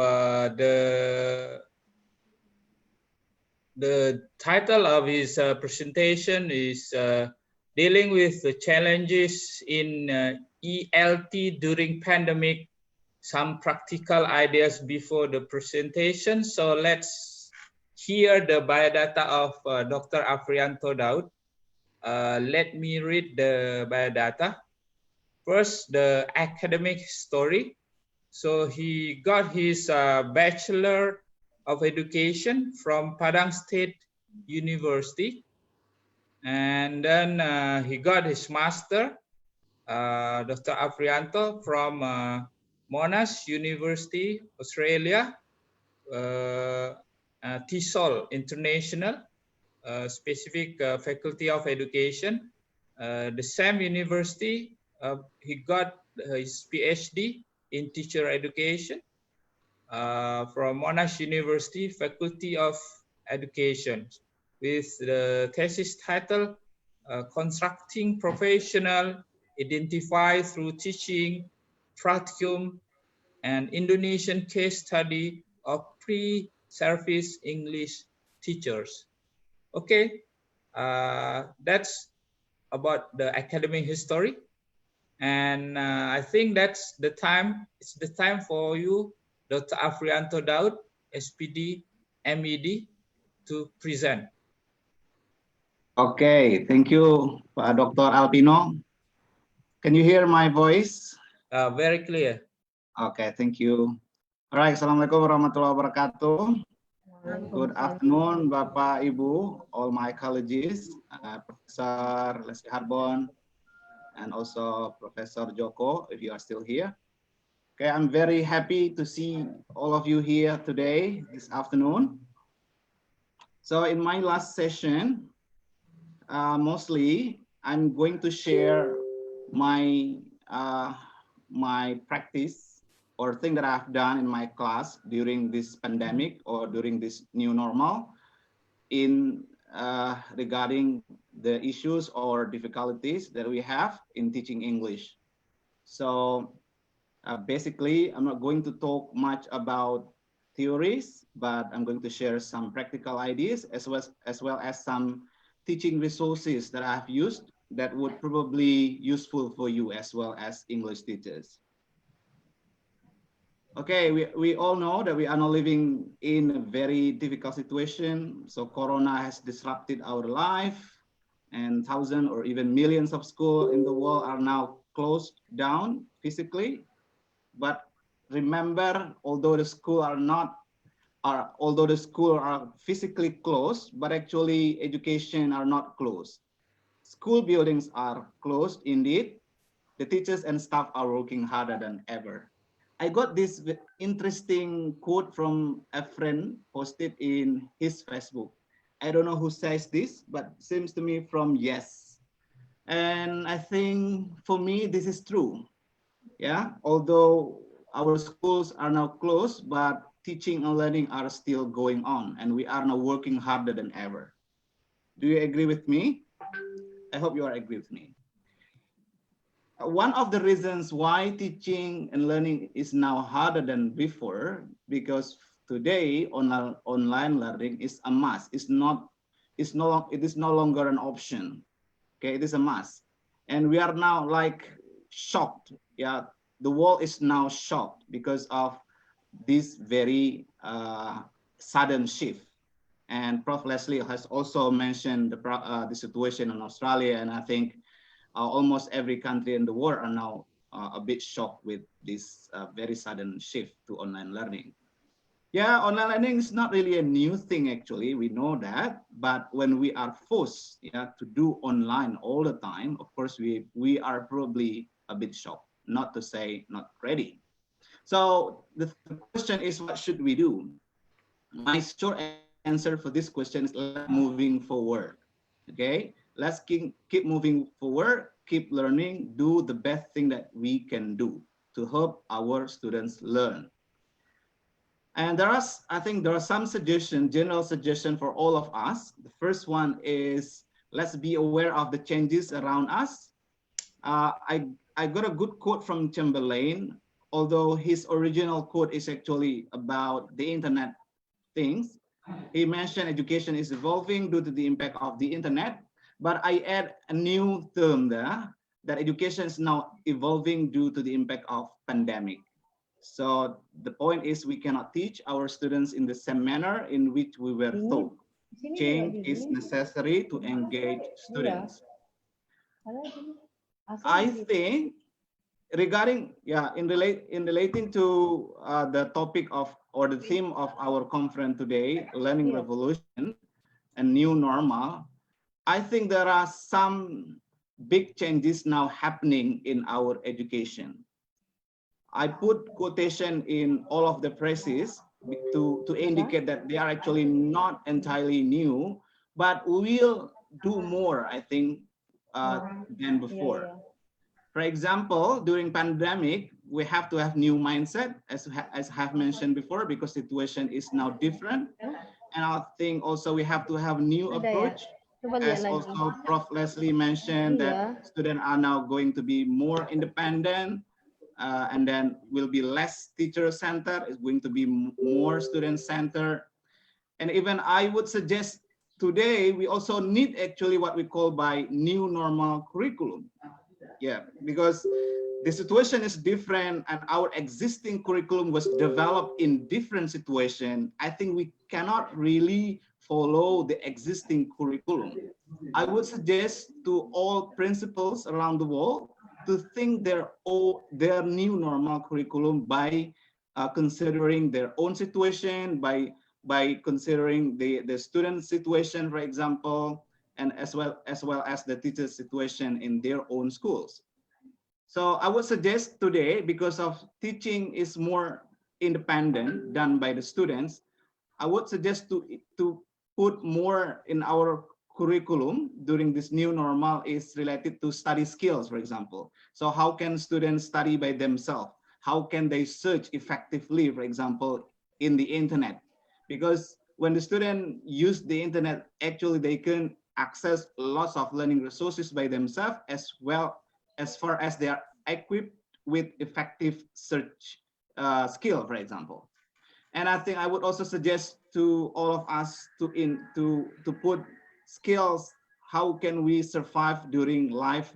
How can we survive during this crisis, for example?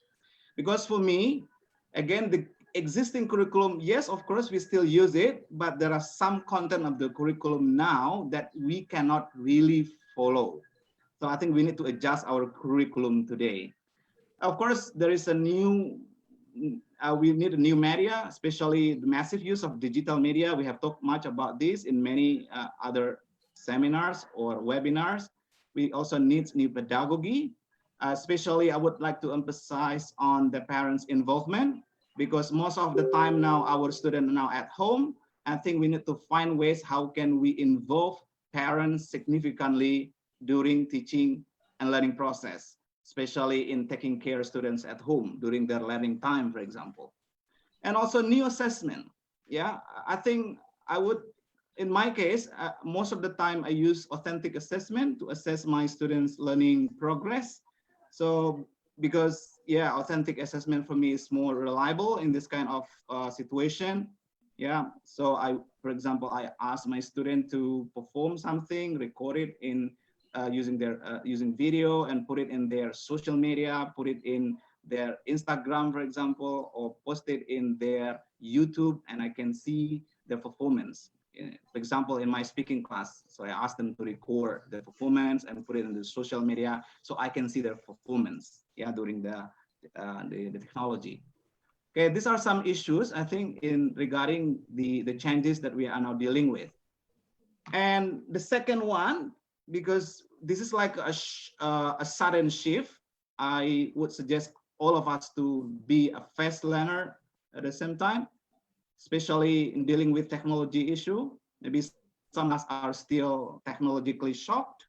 I think you need to be familiar with, there are a lot of options today in conducting our teaching online. So in this case, we need to upgrade our skills generally in 3M. So in terms of media, what kind of media we can use and what kind of method or what kind of pedagogy that is applicable for our students, and also materials. So this is about resources. So at the end of my presentation, I would share you some resources that I found useful that you would probably also find it useful in your class. All right. And then I would also suggest all of us to start from small and most possible ways. So it doesn't have to be cool. If you are good at Google Classroom, that's good. If you are good at using Google Meet or Moodle, for example, to handle your class, to have your learning management system, that's good. But because of some reason, some people are not yet familiar with this kind of LMS, you can even start using WhatsApp, for example. And I think most of us have now been using it. Okay, and widen your professional network. That's good. Now we are now here, yeah, to greet each other and then have the webinar and then build our professional network. And I believe the more network you have, the more insight that you would get from your network. So I would suggest you to widen your professional network, joining a lot of teachers group or English teachers group online, maybe in Instagram or maybe in Facebook, in LinkedIn and some other social media. And then collaborate with parents and community, as I have mentioned, because by the end of the day, education is not only our responsibility as teachers, this is everybody's responsibility, including parents, including community, industry, and also, of course, the government.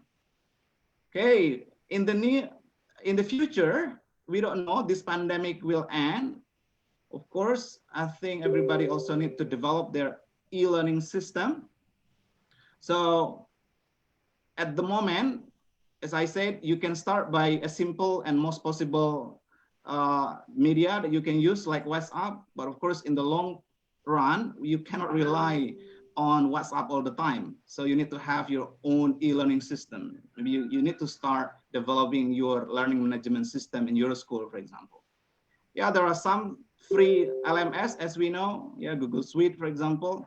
I myself use this, Google Suite for Education, and I found this very useful because there are a lot of applications available for free and they are all connected, yeah, under Google Suite for Education. Yeah, you can access to Google Drive, you can access to Google Classroom, you can use synchronous learning using Google Classroom. I mean, asynchronous learning mode using Google Classroom.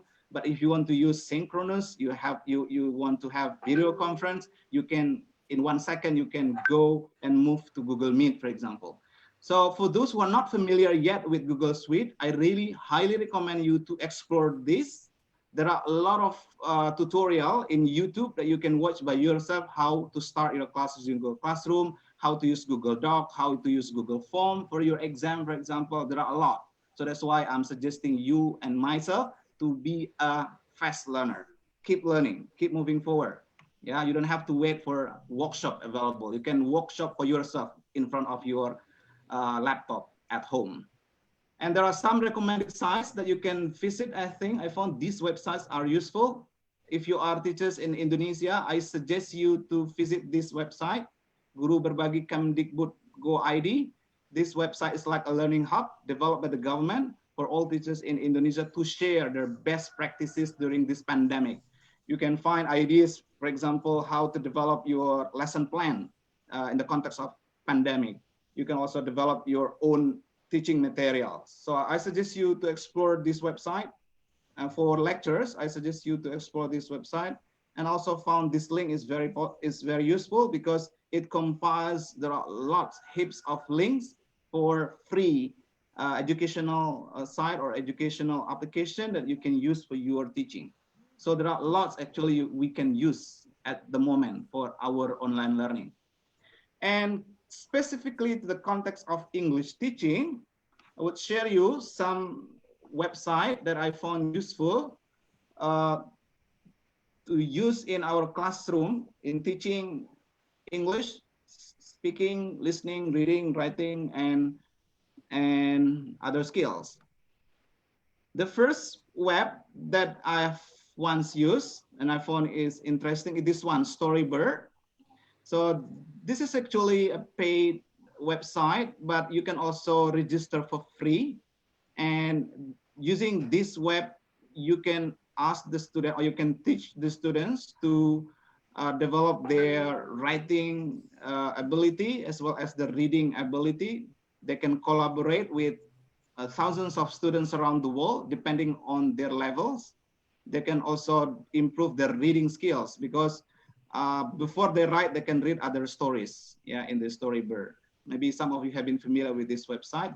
Just explore. I can show you the web. Here is the web. The web looks like.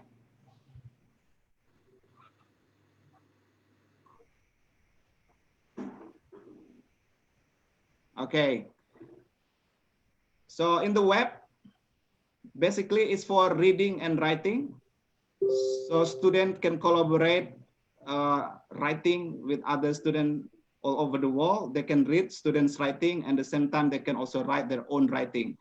And other students can comment, yeah, under their posts, for example. So they can write, okay, by using picture book, for example, here. Yeah. Yeah, explore. There are lots of beautiful images here that your student can use, yeah, to develop their story or their writing. Okay, that's one example. Another web that I found interesting, this one, News in Levels. If you are teaching high school students in Indonesia, for example, we have one of the genre that we need to teach is news item. And I think this is a good web you can use for teaching students about news item. Why? Because the focus is about news, but it is integrated with other skills at the same time, with listening and reading. For example, I'll show you. Okay, this is the web looks like. It's called News in Level. Okay, so this is like level 1 for basic, level 2 like for intermediate, level 3 for advanced class. So you can choose any topic. There are a lot of topics available. So for example, you can ask your student to start reading the passage here. So this is reading activity. And then there is a video available underneath. So the student can simply click the audio or the video here, and they can listen to the text that they are reading. So here they are learning, let's say, the pronunciation, the accents from the native speaker. Okay, so 7.4 magnitude earthquake. Can you hear that? Mexico on Yes. Tuesday. Okay, that's good. Clear. Yeah, I only show you a bit. And you can also explore the grammar. There is a grammar section here. Even you can ask the student to explore more for speaking activity. There is a link for Skype here. So there are thousands of students registered from all over the world with their Skype ID. So if the student wants to have a conversation with some other students, they can link their Skype ID here in this website. So they can also build new community, or they can have new friends. I think would be interesting for your student to explore. Okay, now I move on to the next web that I found really useful. This is from British Council. This is very, very well developed web, I think. So it provides you with rich material for listening, even for movies, and there are also material for reading and writing. Yeah, I will share this PowerPoint to you, everyone, later at the end of my presentation in our group, so you can explore more. Because I only have everyone. So basically what I'm going to say is there are a lot of things available in the internet for your resources actually to teach online. So you don't need to worry, we are living in a difficult situation, yes, but when you go online, there are a lot of things you can also explore online, especially in terms of learning resources. But of course, you need to be careful in selecting the resources available, because not every resources might be suitable for your student. You decide, you have to select, and you have to analyze by yourself. Okay, in my class, I also integrate my class with social media. So, for example, this is one example of a project done by my student in learning caption. One of the topics in teaching high school student is writing caption. So, in practice, why don't you try to integrate the activity to their social media, for example? So in my class, I provided them with some pictures, my own pictures actually. I brought it to the classroom, and then I asked them to write good caption of the pictures, and I asked them to post the pictures in their social media. And in this case is Instagram. Instagram is suitable for pictures and only needs short caption. And in the end, Instagram, they need to tag me, for example. So they are happy. Most of our students are a millennial generation. They are very close to social media. So they are happy using social media. But in our class, we use it for purposes, for learning purpose. Okay. I also use YouTube, for example, to integrate my activity. So if you search my name in YouTube, you will find there are some examples of my students' project in YouTube. Even a short movie. I asked them to have a short movie project, so practicing in the real context, and then use the media available, and they are happy. Okay. All right, everyone. That's all, some ideas that I can share with you. Actually there are some more ideas here, but I'm afraid I'm running off the time. If you have some questions, we can go later further in the discussion. Thank you for listening. I give it back to moderator. Assalamualaikum warahmatullahi wabarakatuh. Waalaikumsalam warahmatullahi wabarakatuh. Pak Dr. Afrianto. Yes. There is a questions from, actually there are a lot of questions, but I have chosen the one questions which is from Aprilianti, which is I post in the last chat. The question is, yes, I agree about the term of mental revolution, but the problem is how to give the tutorial for the basic class students, elementary school, about the technology, such as how to apply the Zoom. In fact, the teacher just play the video and share the video, and next students ask the questions from the video. The students not listen to the explanation from their own teacher. So that's okay. Okay, everybody. Yes, I think the key word is variation. You cannot rely on synchronous learning like using Zoom all the time. You need to integrate the technology with other platforms. For example, in my class, most of the time I use Google Classroom as the main platform that we agree to use. So the class start from the Google Classroom. And later, if I need to explain something directly that the student need to listen to my voice, I then switch to Google Meet. I hope you are familiar with Google Meet. Google Meet, as I said, is one of the application released by Google. It's like Zoom, but the good thing of Google Meet is it is unlimited.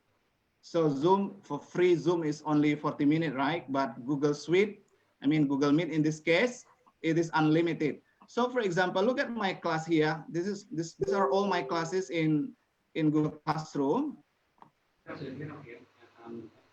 For example, I'm teaching writing. This is my writing class. So this is like the main place, or yeah, the main platform that we use.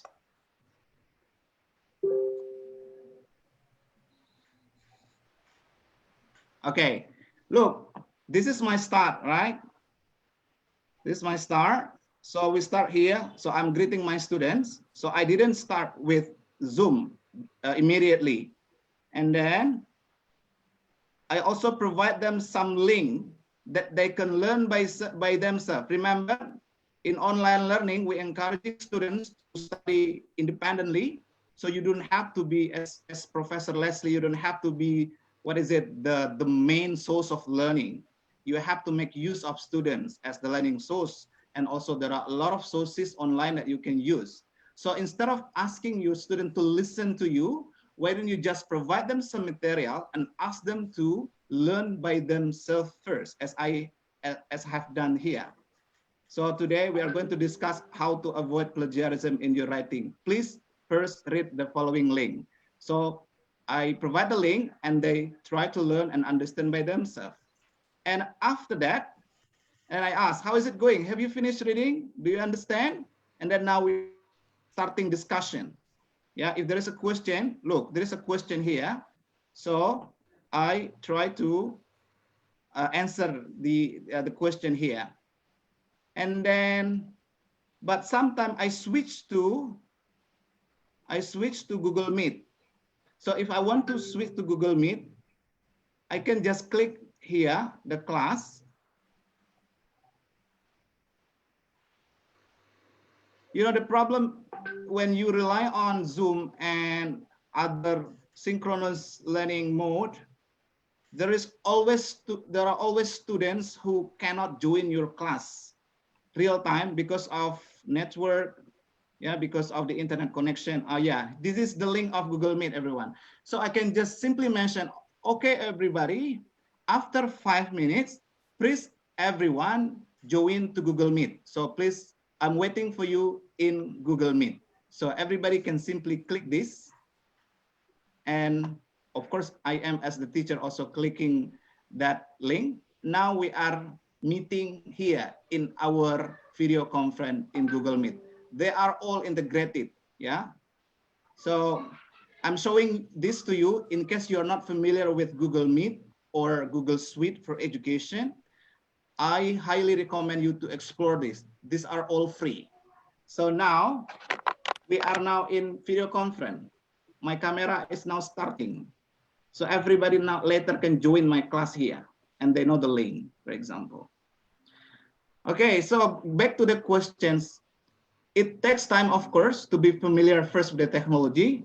And it takes time, of course, to also how can we manage our class effectively. That's why one of my suggestion for every one of us is keep moving forward, keep learning, keep reflecting, never stop learning. And I believe by the end of the day, you will get better in dealing with technology, better in pedagogy, better in dealing with your students. And I hope later your teaching is also better in terms of quality. Okay, that's my answer, Pak. Now back to moderator.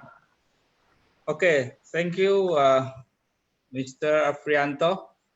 Actually, there are a lot of questions addressed to you and as well as addressed to Mr. Abdul Hadi.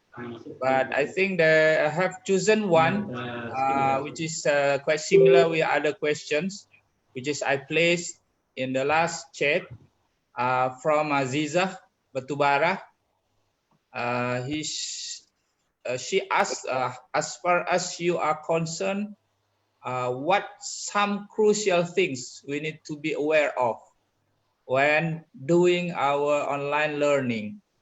So what kind of things can be done to make our online teaching learning? Are there any is there any dangers we need to be aware of when we are doing online learning continuingly? Okay. I think our first priority during this pandemic is safety. That's the first priority, health and safety. So safety for you as teachers, safety for your students. That must be number one. And that's the reason now we are now going online, right? So please never push your students only, let's say, to listen to your online lecture, while in fact, they don't have reliable internet connection, for example.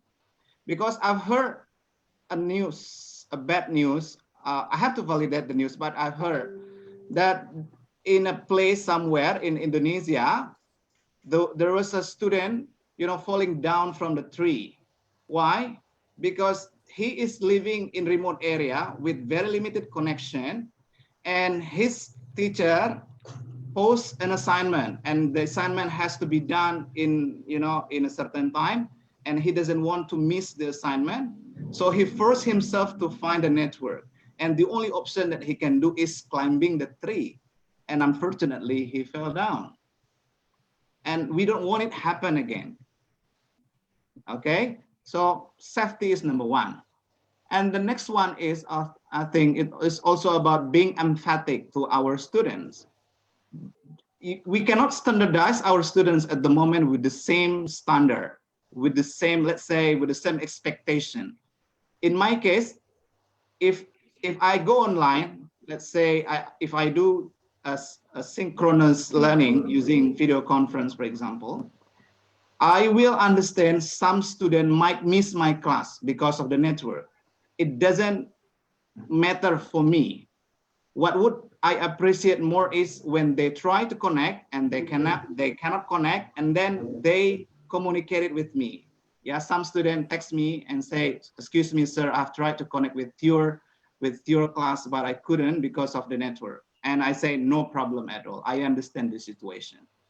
So you cannot get easily, let's say, angry to your student just because of they don't submit their assignment on time.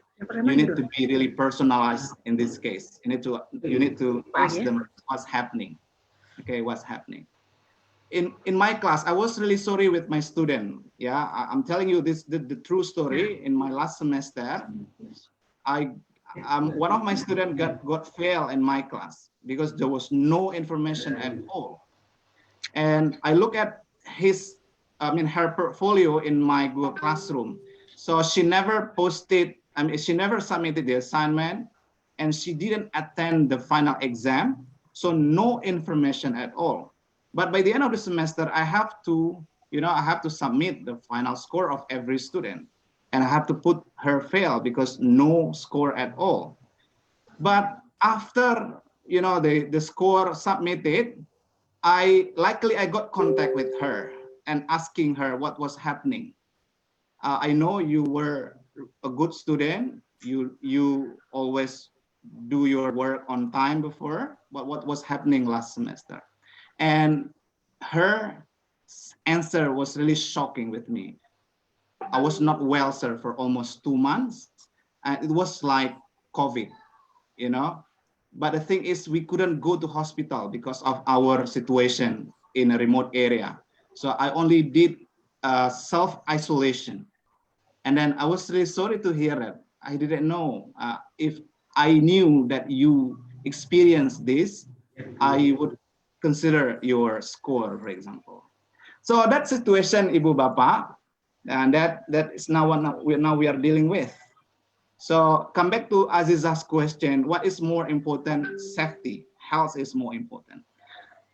And how about education? We do the best we can do, okay? And let's see how it works later. All right, thank you. Okay, there is a question which is also addressed to Mr. Abdul Hadi. Are you still there?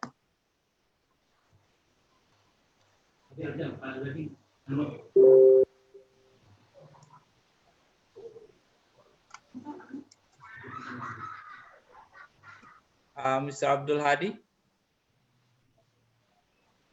Okay, so yes, I'm here. I was unmuted. Okay, so actually we still have time.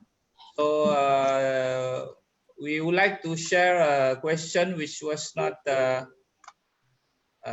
responded, and I'll place in the last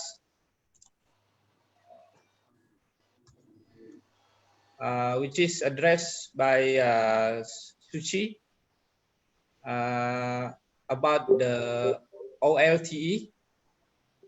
I'm Suchi Ruliani. In OLTE, especially in English education context, teachers and students who lack openness to new ideas or ways of learning and are inflexible and non-collaborative will struggle in OLTE. So do you have any advice about how to make English teacher and students develop positive view about this kind of new things? Yes, I think this is a matter of mindset among teachers and pre-service teachers, even among teacher educators themselves at university level. I've heard before some notes that my voice is not clear. I'm trying to hold the mic now. I hope it's clear for everyone. Yeah, I think this is a challenge because not everyone has the updated mindset for ICT or technology, but we have to realize that ICT or technology, computer, and gadget is inseparable from our daily life now, especially in education. So I think communication with these people, the teachers and pre-service teachers, need to be developed in order for them to understand that this is unavoidable. in our education system, in our daily life as well. So probably organization, professional organizations such as TEFLIN, the TEFLIN Riau-Kepri that we are in right now, can play an important role in helping teachers, teacher educators, and principal teachers who are still reluctant to the use of technology in the process of teaching and learning. So we need to build a healthy and constructive discussion, communication with all parties, people who are quite, updated to the use of technology. Some are not very updated to the use of technology, because teaching is like the first job in human history, because it has been done for a long period of time, face-to-face mode. So we can understand that there is a kind of reluctance or probably rejection from some teacher educators or from teachers about the use of technology. We need, as Dr. Afrianto mentioned, we need to face this, and then we need to do it step by step. And the world is changing, and technology cannot be avoided. So building communication among people in our profession is important. Yes, Doctor, I think that's my response to that comment from Suchi. Okay, Dr. Abdul Hadi, thank you. It's very clear now, the voice. So back again to Dr. Afrianto, who is there. There will be actually there is a questions from Dodi Indra from Pelalawan Riau. So which is I placed a question in the last chat. The question is, what should we do the students who couldn't join to our classroom all the time? They don't do any tasks or examination. How about their achievements? What should the teachers do in this situation? Okay. Yeah, I think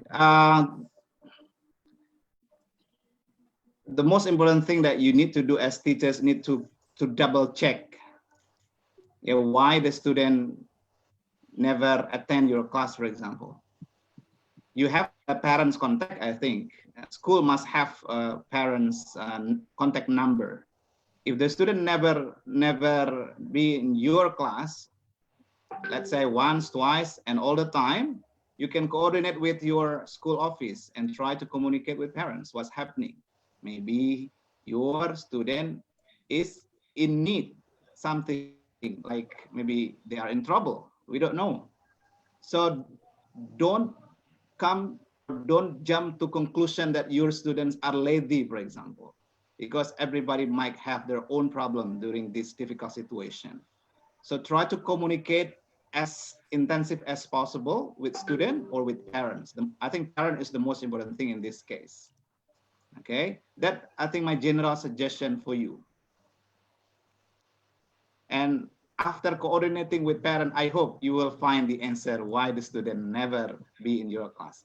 Maybe they don't have gadget. Can be, we don't know. Especially when we are teaching in Indonesia. There are lots of families living under poverty in Indonesia. Maybe they don't have, they can't even think for the gadget. They are still thinking, how can they survive? Yeah. So please be wise. Yeah. Don't be judgmental. Our students are all good. They are excellent. But sometimes some people have their own problem.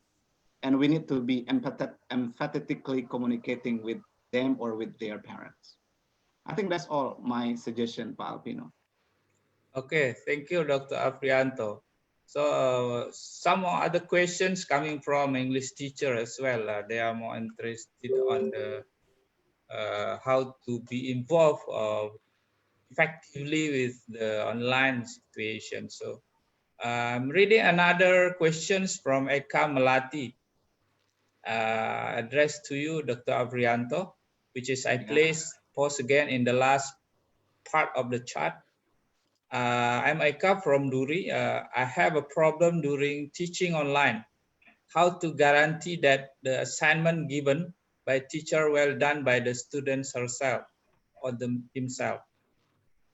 Yeah, I understand. This is one of the dilemma conducting online learning, where you have to find ways how to make sure that the student being honest. I think that is the point, right? Especially when they are doing exam or online test, for example, how to make sure that the one doing the test is the student.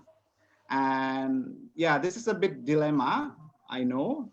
So that's why, because this is difficult to make sure, I think that's one of the reasons why some high-stake testing like IELTS decides not to conduct tests during this pandemic, because maybe they cannot guarantee or they cannot really do it online because of that potential problem.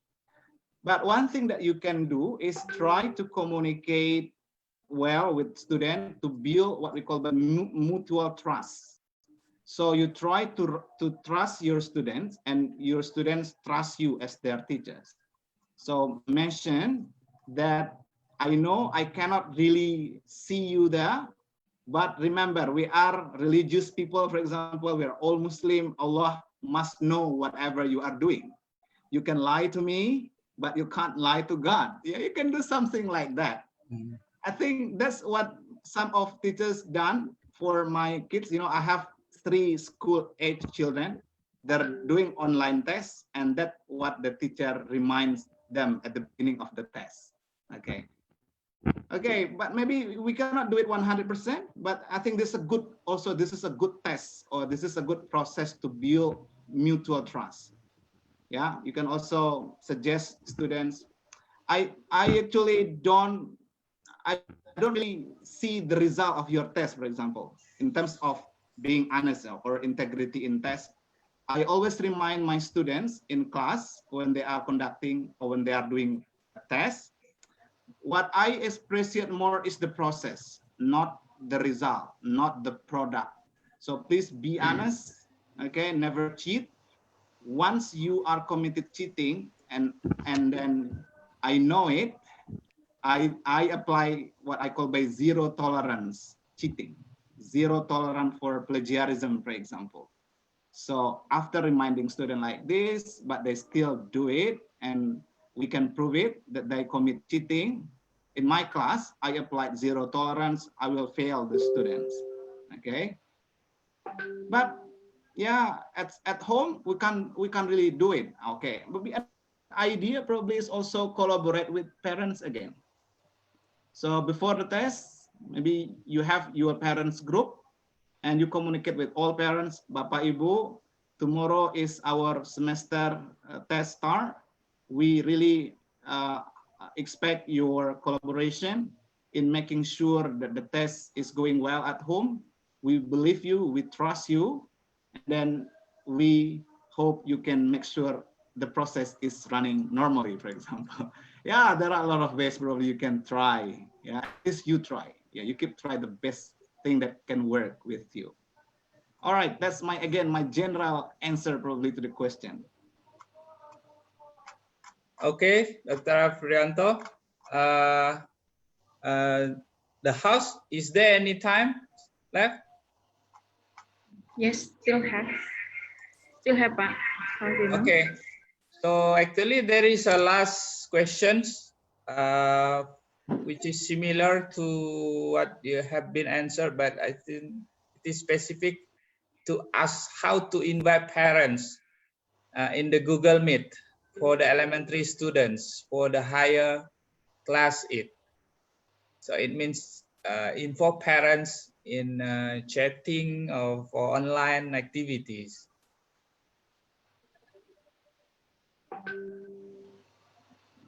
Sorry, Pak, what is the question again, Pak? Yeah, I place it in the last chat. How to invite parents? Yeah, from Aprilianti. How to invite parents in the Google Meet for the elementary students. Okay. are you asking technical question how to invite in Google Meet, or your idea what about inviting parents in Google Meet while I learning? think could be both. Okay. Yeah, to invite parents in Google Meet, you just share the link to parents and they can join with you Google Meet. But it would be a good idea. Maybe I think the question probably more about how about if we involve parents during the learning time? Maybe that would be the question, I think. Yeah, I think that's a good idea, especially for younger students. When you are teaching younger students like kindergarten students, it's not easy, yeah, to deal with these young students during online mode like this. Even when we are in front of them physically, you know, it's not easy, you know, to take care of these kids. Now you are doing online learning. So I think this is, yeah, a good time again to collaborate with parents. Maybe parents need to accompany their students while doing online learning like this. So the parents are supposed to sit beside their students. And also another issue that you need to be aware is about the time for learning. I think it doesn't matter you shorten the time, especially for oral presentation like this. So ask the student to do more activities. Yeah, you should design the activities. It can be a project-based learning. Design a clear activity, and then in one of the activities, you can involve parents. So students do the project-based learning by supervision of their parents. So basically I'm saying it's a very good idea to involve parents during this learning process. I mean, in learning process during this pandemic, as I mentioned in my presentation, especially in dealing with younger students. That's it, Pak. Okay, so there's another question. It's more on the technical involved on the Google form, which is questions from Sylvia Utami. I'd like to address my questions to Pak Afrianto. Really inspiring, and thanks for sharing. Could you tell us how to add Google Meet link in our Google Classroom? I have used it for 2 years. I just knew we can add Google Meet link there. Thank you for explanation. Okay, thank you for the question. Ibu, what is the name of this? Sylvia Utami. Okay, Bu Sylvie. Bu Sylvie, can you clarify what kind of Google Classroom, I mean, what kind of account do you have? Is it a Google Suite or just Gmail? Because there are two kinds of Google Classroom that you can use. So if you are only using personal Gmail, unfortunately, this feature is not available. It's not available for personal Gmail. In my case, I use Google Suite, or I use my UNRI HID email address. So if I use this, there is a link. So I will show you if you have your business account, I mean your G Suite account, I'll show you how to do it. Now let me share again the screen.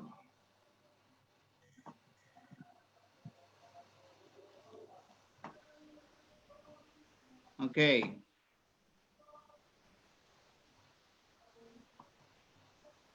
So look at my email address, everyone. So this is my email address, afrianto.a@lecture.unri.id. This is an email address that I have in my university. So only using this email address, I can add the Google link, I mean the Google Meet link. So if you have that email address, so the Meet link is so easy. In this case, I have done that, but I'll show you a class that I haven't done. Please wait. Okay, I will click my all class. So I think I haven't linked that. Okay, here we go. See, this is my class last year or 2 years ago, 2018. And look, here, there is a section meet link, generate meet link. So you just click the link, generate meet link, and then just say got it.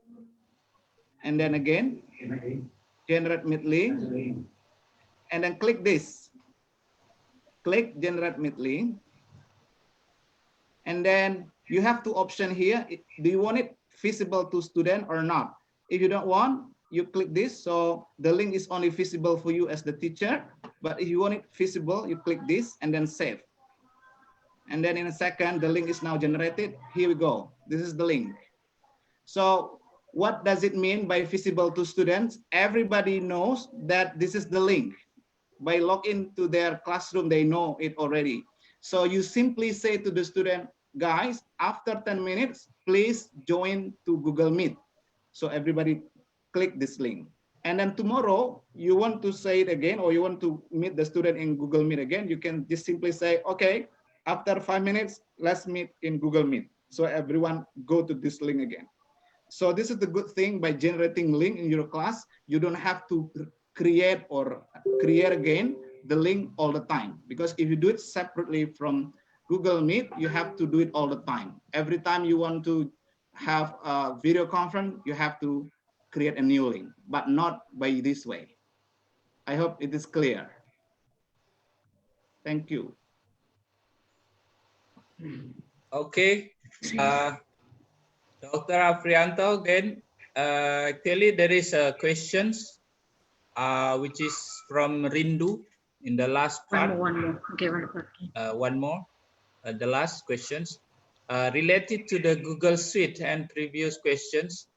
Should we ask our school to have Google Suite for teachers or any other way to have Google Suite account?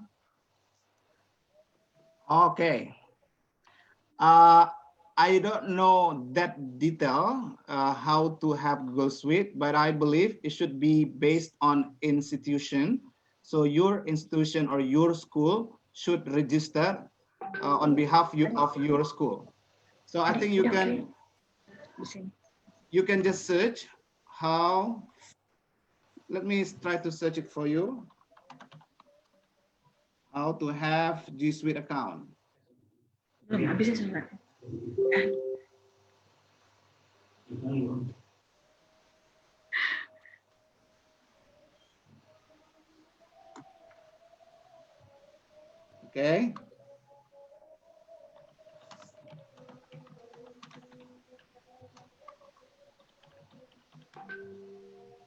This one.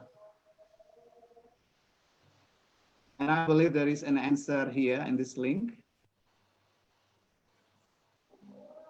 So in my university did it for us. So we just use it. So I didn't register by myself.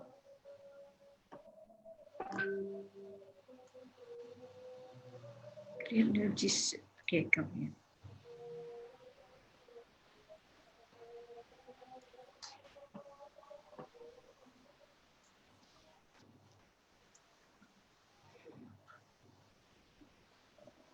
Okay, this is one.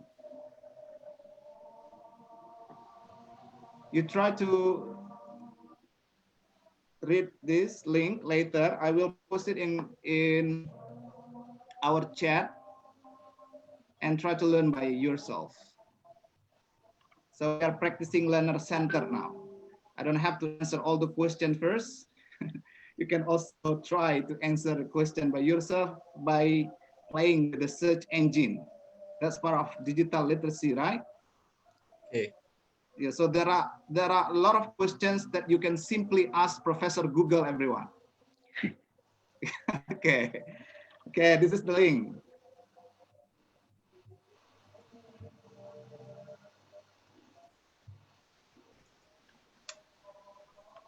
Okay, here we go.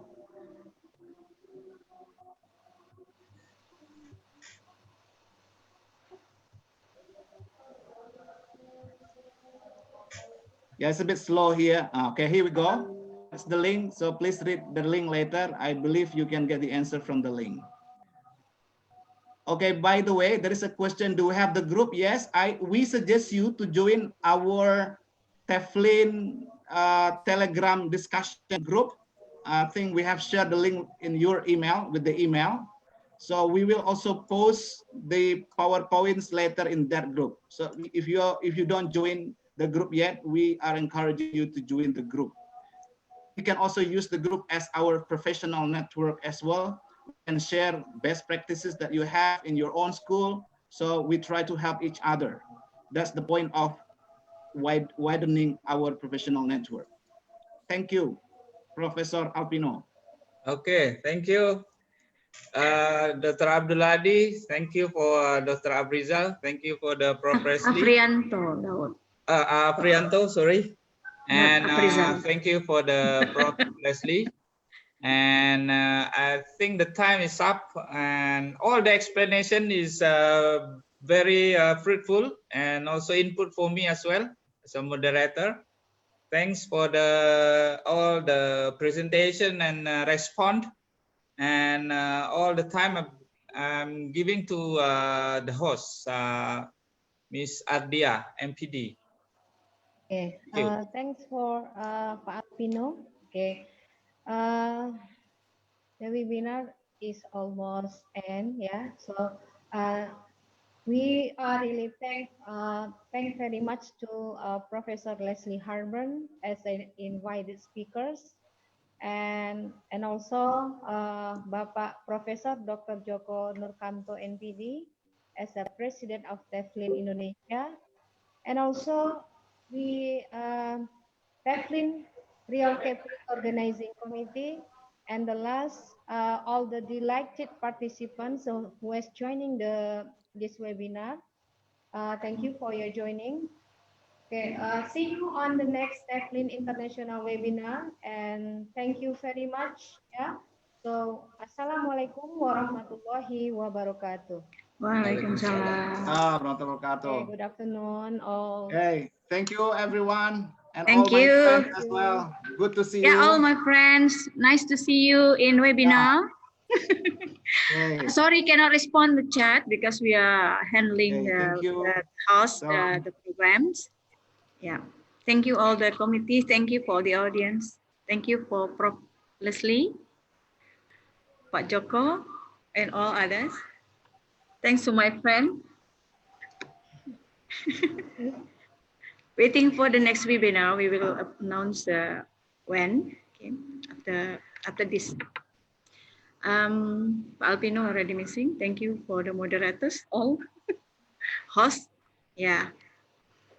Maybe you may comment. Any other comment? Is Prof. Lesley still there? Can we have like the closing statement from Prof. Lesley? Yep. Any? Oh, Pak Joko, ada? Prof. Lesley, I think yes. Just wait. Oh, already off. Already left. All right then. Yeah. Okay. Pak Joko already. Pak Joko also already left. Pak Kurniawan, I think, right? Where is Pak Kurniawan? So all done, Bu Sri. So we can now leave, right? Okay, we may leave because it's already Ashar. Okay, we may leave. Thank you everybody for joining us this afternoon. Thank you all. See you again. See you. Bye.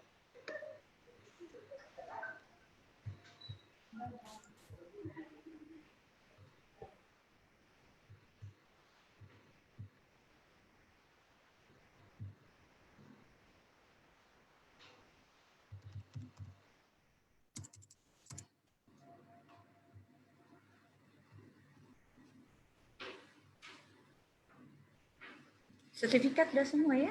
Sertifikat already ending. Oh ya, oke, berarti belum sebelum. Oh ya.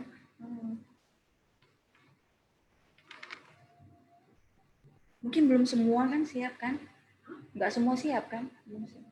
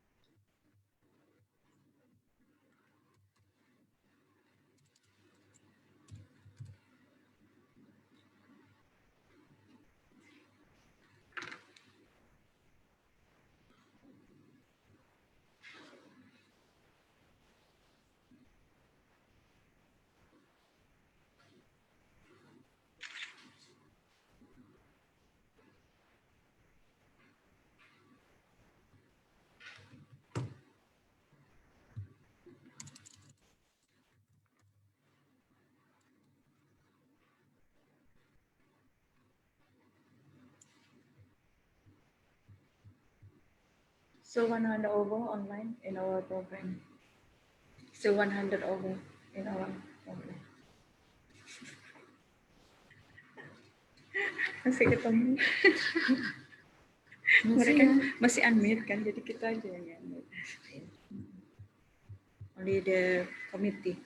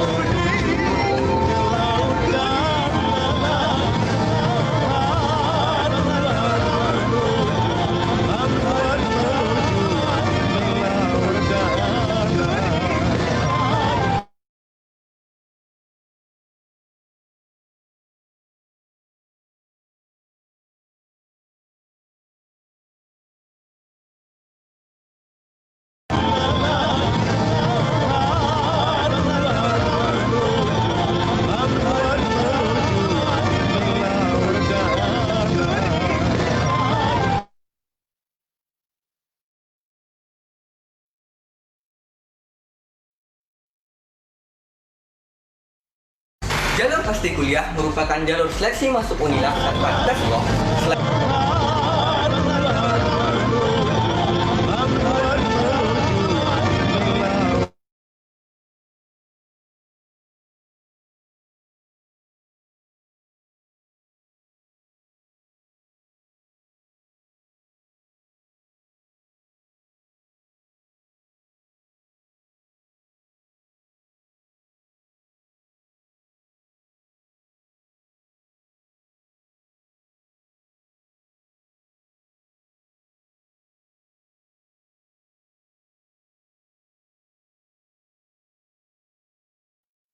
Hingga 50% dengan cara klik pmb.unilat.ac.id dan pilih menu daftar online. Nah, gampang kan? Mari kuliah di Universitas Lancang Kuning, kampusnya orang sukses.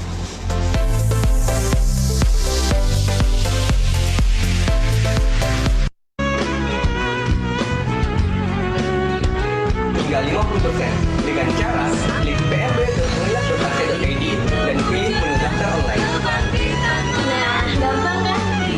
Mari kuliah di Universitas Lancang Kuning, kampusnya orang sukses.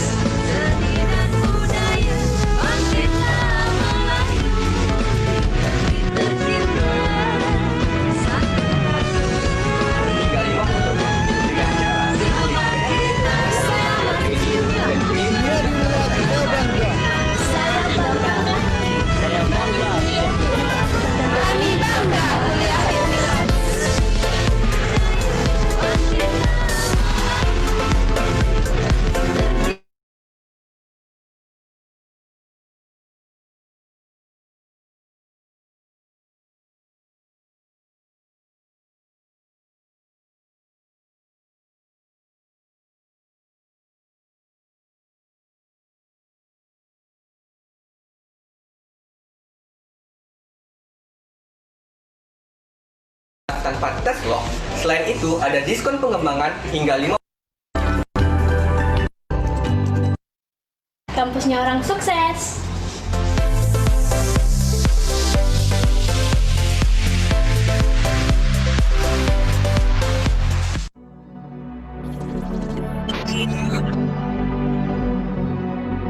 Tanpa tes loh. Selain itu, ada diskon pengembangan hingga 5.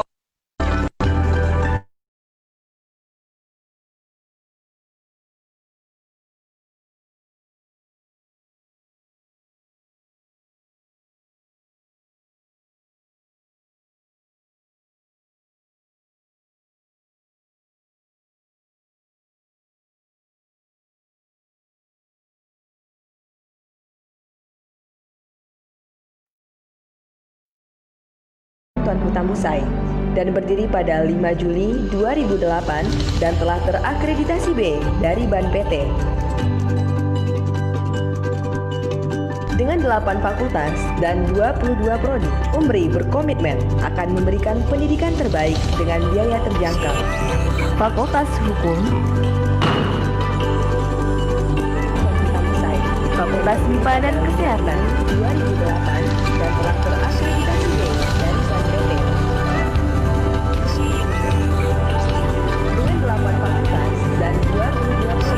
22 prodi, UMRI berkomitmen akan memberikan pendidikan terbaik dengan biaya terjangkau. Fakultas Teknik, Fakultas MIPA dan Kesehatan,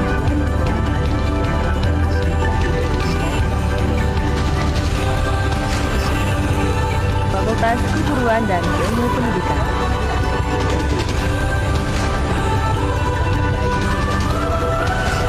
Fakultas Ekonomi dan Bisnis,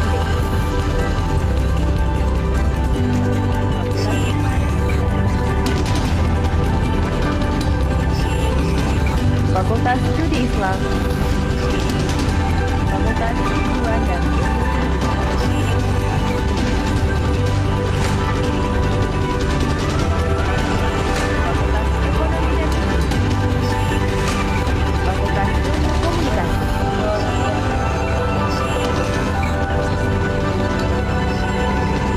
Fakultas Studi Islam,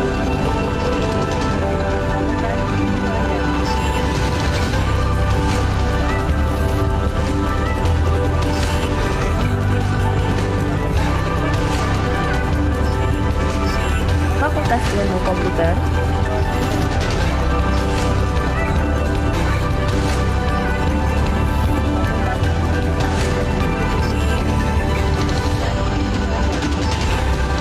dengan didukung fasilitas yang memadai, ruang kelas yang nyaman, dan pelayanan yang ramah. Universitas Muhammadiyah Riau menjadi salah satu kampus favorit di Provinsi Riau. UMRI, waktumu meraih cita-cita.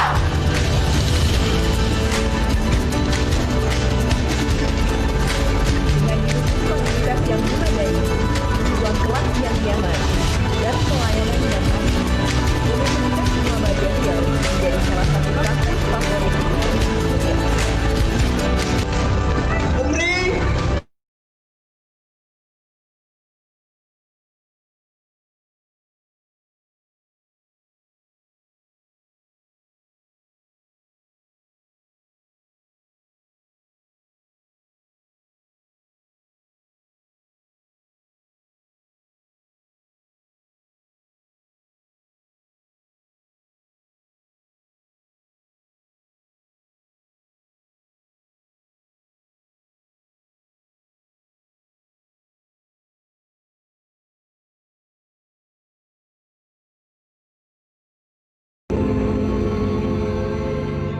This story of its higher education is no exception.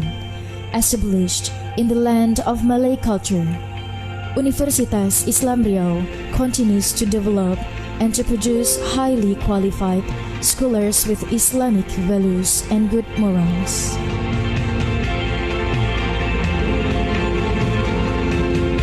This story of its higher education is no exception. Established in the land of Malay culture, Universitas Islam Riau continues to develop and to produce